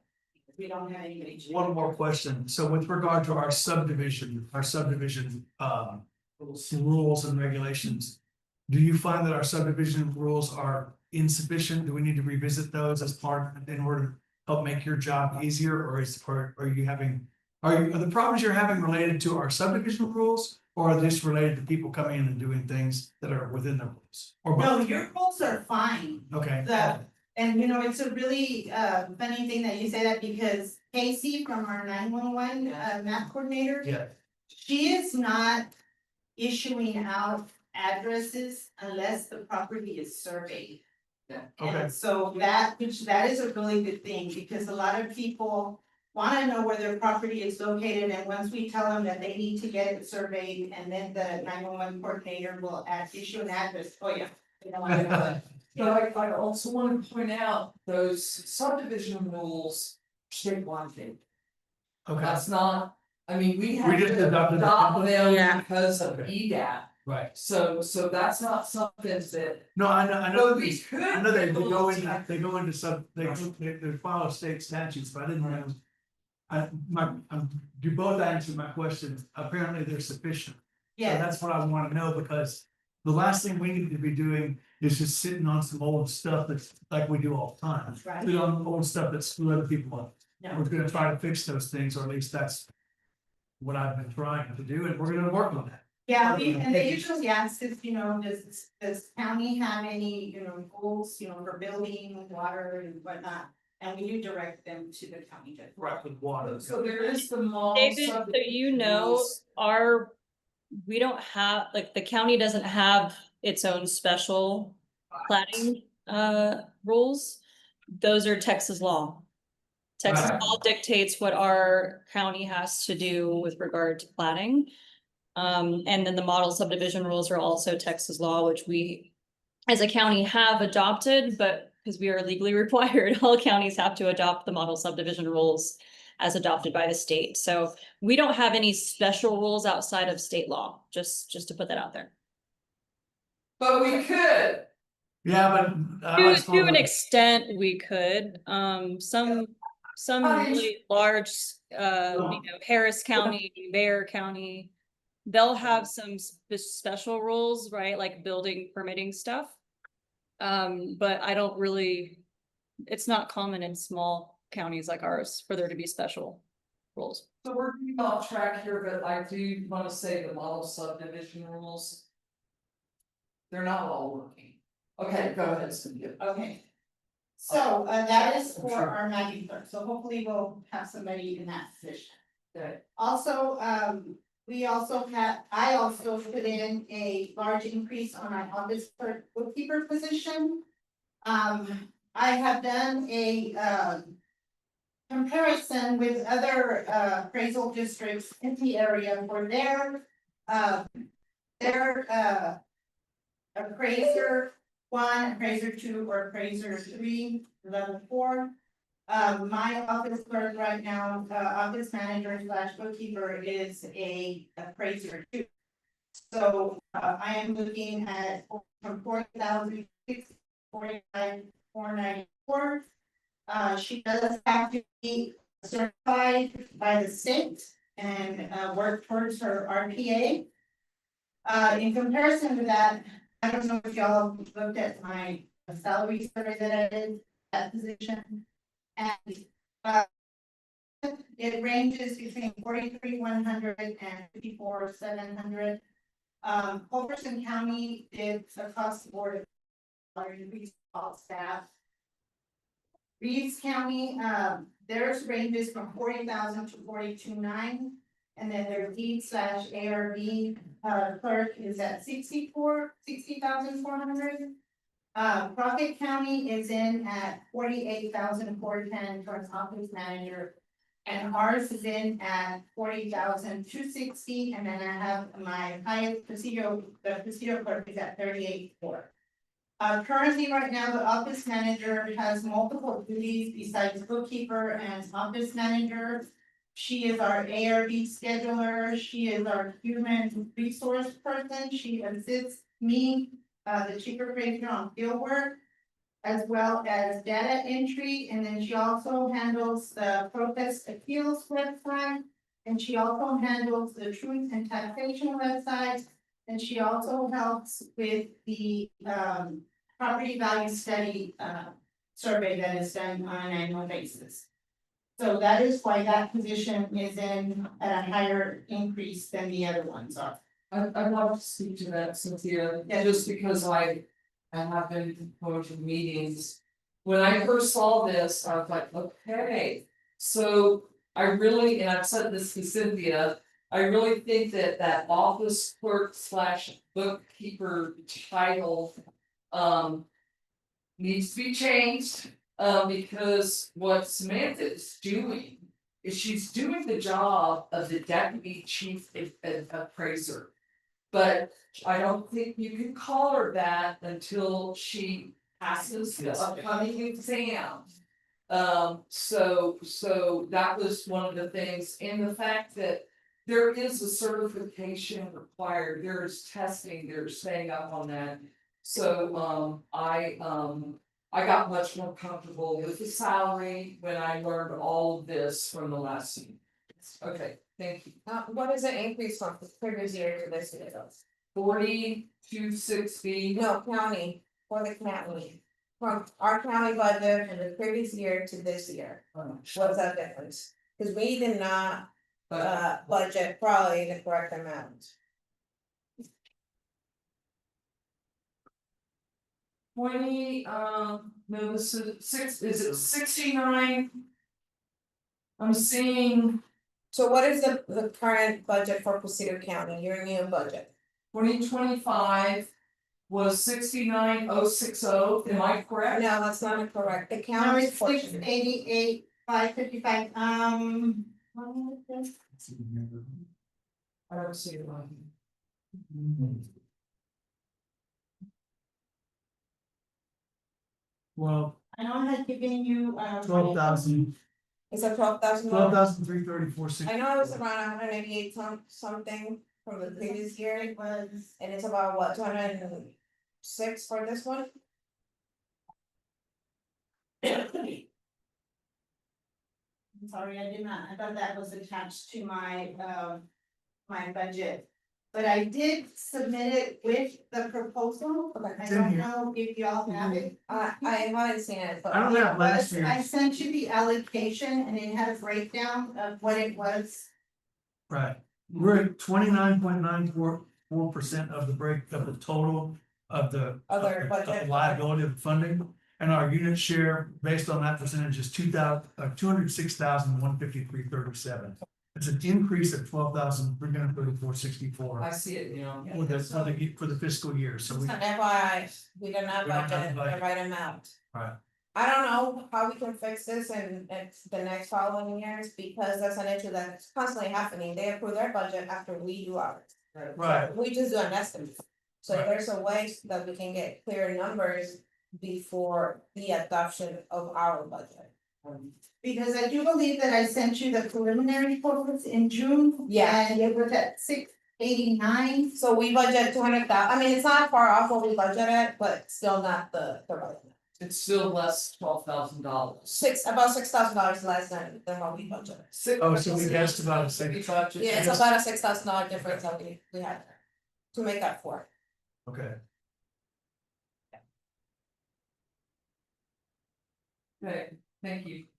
Okay, so, so of course, we have our increases there for FICA, Medicare, group insurance and retirement. And then, our longevity pay did drop, from 3636 to 3064. It's only for 3 employees right now. Equipment stayed the same, postage did go up because postage is going up here. Our mapping system, that one went up because we had, Texas Imagery on there for free and now we're having to pay for the service. So that's a little over $2,000 that it went up and something new for our budget. Repairs and maintenance, that dropped from $3,000 to $2,000. Fee appraisals, it went from 62,550 to 63,077 because capital did go up for the following year. So that one is our utility appraisers. The next one is the contracted system maintenance. That is True Automation, that is our software. And they keep up with our website and also help us with our mapping system. So that one went up, contracted mapping maintenance went from 18,890 to 20,465. We have a new one for this year, which is deeds processing. We had an employee who was doing our deeds and some of them were not getting done. So we're kind of in a crunch trying to get up to date with all the deeds to make sure the changes are getting done. And so BIS offered to assist us with that. Can you walk me through the process, like, so when let me say I buy a lot in Precision. And it's in somebody's name, and I go through the abstract company and get the deed transferred to my name. And then so from there, I don't know what happens, they turn it into you. And you modify the plat and the deed and put it in the system, tell me. What it does is they go and they record it at the county clerk's office. Okay. And then we go, our deed processor goes and picks it up every 2 weeks. Okay. All the deed changes that are being done. And she brings it back into the office, so she processes all the deeds. And according to the state, we have to do that within 30 days. Yes, so I Yes, understand. so we have to be in compliance with that. And that's essentially, is that a more or less a data processing operation, or does it entail more than that? It's a data process. Okay, thank you. And then sometimes we have individuals, that want it, they'll go record it, and then they'll come right into our office and say, hey, I already recorded it, please change it. And then we'll go ahead and we'll process it, and we'll notify the tax office of the new change of ownership if they're responsible for the taxes. So clerk to PCAD to tax office, okay, got it, thank you. Yes, sir. So we hired BIS for at least a year, their fee was in at 9,000. So they work our deeds at least once a month, they do 9 hours, once a month. So we pay a portion for it from now to the end of the year, and then next year will be another 45. What was, and that's a firm that's like, they do it virtually, like you scan it in, send it to them, they fix it up and then they send a confirmation and that's it? Okay, They do the changes in our system, and if it needs research, then we'll go ahead and the data processor will start doing research. okay, all right, thanks. And then, records retention, RCI, we've always had them, but, we decided to put a budget item on here for them. So that way we can see, that's where we're paying them, so that's something for this year as well. Our audit, is at 9,000, and I'm guessing it might be 10,000. Sometimes I don't know what it is until after the audit is done. So hopefully we'll get more notification better before the end of the year. Also, there is a decrease in vehicle repair, maintenance and fuel. We went from $4,000 to $3,000. And those are all the changes that I'm requesting for this year. I think it's about a $30,000 increase on my budget. So I'm hoping that y'all will. But Cynthia, help me with this. That's the overall budget, right? And so all the entities you have to go to and present, right? And in order for, because this is after the fact, so I'm just trying to wrap my mind around how it looks, right? Yes, sir. So how many of the entities have to approve it to approve this budget? Have to have majority. A majority, so that means every. The Well, majority, because- it's usually 3. There's 5 in y'all. The water district doesn't vote, and neither does the hospital. Okay. And are we the first people you're presenting to? Yes, I have to do the city of Mark on Thursday. I make a motion we approve and adopt the 2026 budget for Presidio County Police District. As presented. I'll second that. Thank you. Any discussion? All those in favor signify by saying aye. Aye. Aye, anyone opposed? Congratulations. Thank you. And thank you for making this easy to follow. You're welcome. Okay, now we are up on hopefully close to the end of the agenda. Item brought by Carolina Catano, discussion with action to approve posting Commissioners Court minutes Zoom recordings on the website.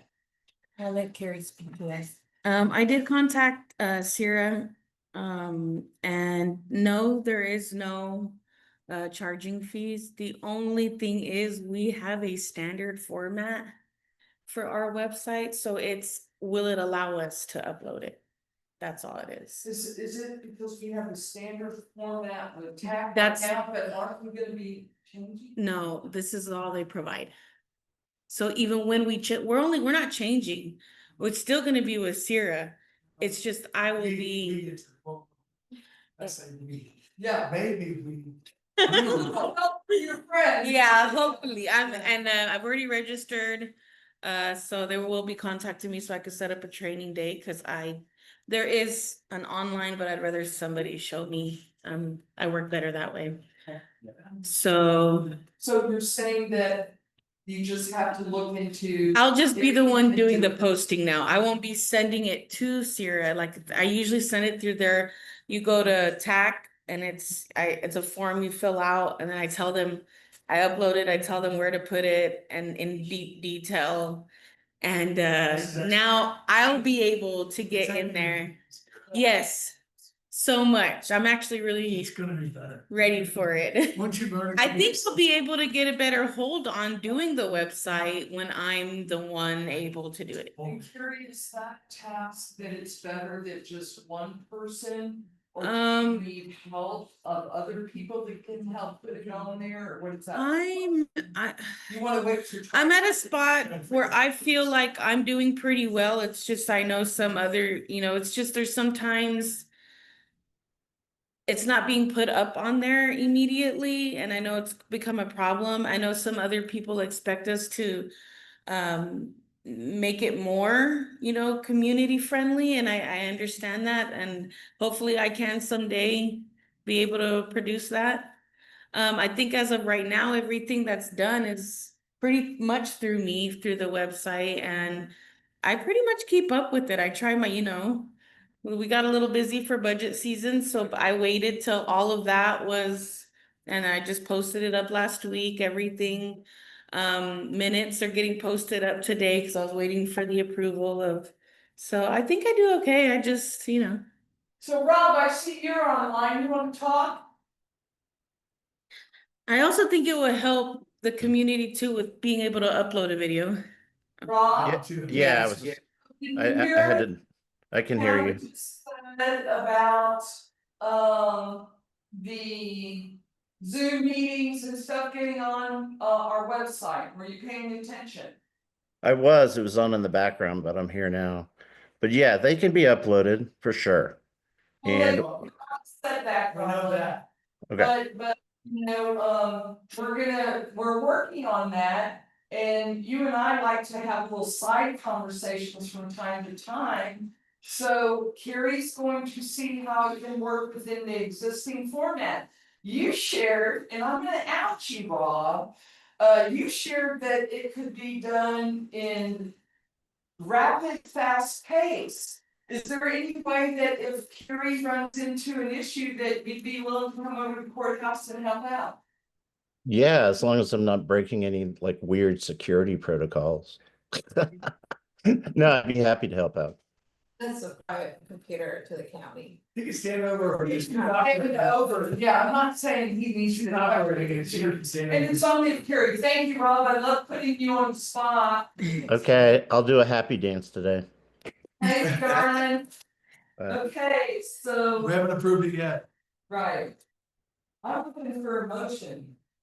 I make a motion that we approve the posting of Commissioners' Court's minutes, Zoom recordings on the website.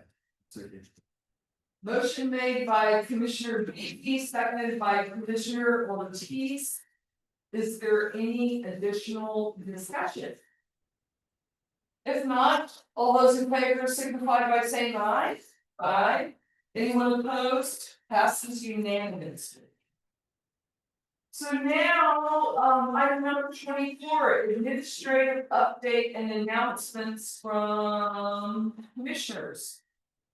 Margarita, you got anything? David? Yeah, I'm gonna say that, based on what's happening with my, employment, whatever service.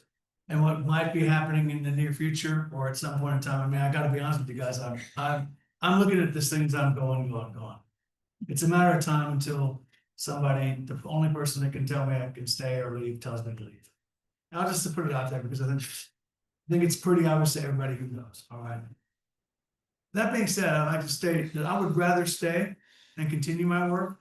I'd also like to say that there's work that I'm working on that if I'm gone, somebody needs to do.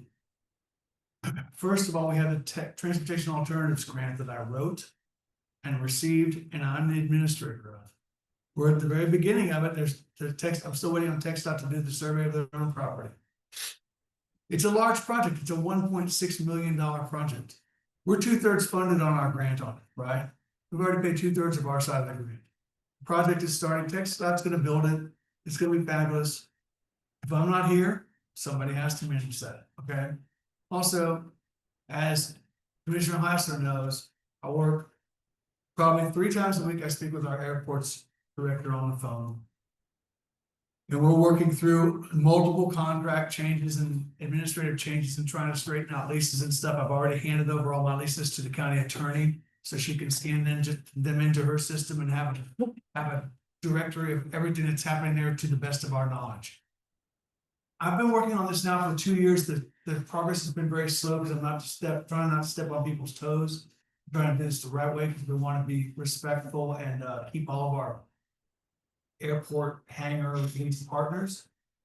It's a tricky job because there's a lot of history there and a lot of things that need to be straightened out. We're working towards it. It's part of our audit findings. We need to get this straightened out. So this is not something that can just like go away, right? And we're trying to work also with the jail to try to put pressure on the federal government to send us more prisoners. That's something I'm working on. I'm dedicated for the next 6 months. I've decided that that's what I'm really going to focus on with regard to emails, conversations, etc. I've just embarked on that situation. Once I'm commissioner, I can still try. If I'm not commissioner, I can still work on that as an outside former commissioner, a candidate. But I'm not going to have the ability to speak for the county at any level. And so I just want to inform the court that like, if and when I am, and I stop holding this position, because right now I am holding the position of precinct 4 commissioner, there will be work that needs to be done by somebody immediately. And I doubt that will be the new commissioner appointed that would be appointed by the judge on day 1. So I just want to put that out there for the staff and the employees and the public and the court to know that there's work being done here that I'm doing that if I'm not able to do the work anymore, the work doesn't go away, it needs to be done. So that's my comment. Thank you, Commissioner Beatty. Commissioner Ortiz. Okay, I just want to give everyone an update, once the golf course in the Cheyenne got unfunded. I don't think I've really stopped much. I know that I worked with Alicia, I worked with Floor. But there's a lot that goes into a funding process, and I just want us all to be aware that there are repercussions for our decisions when we don't look further down the line. I hope to have all the electricity transferred over by the 27th. That's the deadline I've given the Presidio County Golf Club. We have a group forming for Vizcaino Park. And also we're having to look at an RFP for the roping arena in the ag barn. We only have one county attorney. And I think she does a spectacular job at what she does. But you just heard David talking about all the airport leases. Well, now I have to try to get Triangle Blair to do a short-term contract just to keep those gates open at the golf course. Then on top of that, 3 RFPs. And I have not gotten any support other than the help that I've gone to with those 2 women. And I want to thank y'all very much. It's so appreciated. So, you know, we need to be mindful about what our job is as elected officials to do the homework. I'm also concerned about our auditor alerting us to the fact that we weren't funded for the phase 2 cybersecurity. And to the best of my knowledge, that means we will be at risk as the county for our computers. So that falls now on the auditor to figure out what the options are for us to enter into. And I bet you're gonna tell me, well, we didn't budget for that either. We didn't. So all I wanna say to the court, and this is not being cruel, I believe that everyone has their vote, everyone has their voice. I'm just imploring everyone to recognize there are ramifications to the decisions we make. And I don't know how we're gonna come up with all this money. And Ramon, you know, I know that I have come out real strong against Lone Star Strategy because I don't think we're ready for that. And part of it is where we are now is I know that there's no fault on y'all that we didn't get phase 2 of the cybersecurity grant. But I would say that if we put all our baskets in that, as our auditor has constantly reminded us of, where do we go when the grants run out, y'all? Where do we go? You know, there is no money. There's no coming up. So that's my passion behind it, Ramon, and you should know that. Is that I don't think we can afford you. I don't think we can afford grants. You know, we're already, you know, shutting down things, but we have miles to go before we split. So I'm just imploring everyone to please look at the long term, do your homework.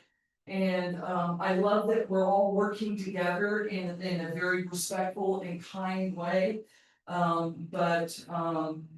Yeah, bottom line is repercussions for our decisions. So that's all I gotta say. And that's longer than I expected. So for item number 25, I would entertain a motion for adjournment. I don't wanna leave. Commissioner Ortiz makes a motion. Seconded by Commissioner Hernandez. All those in favor signify by saying aye. Aye. No one's opposed. Thank y'all very much. And the meeting has ended at 1:01.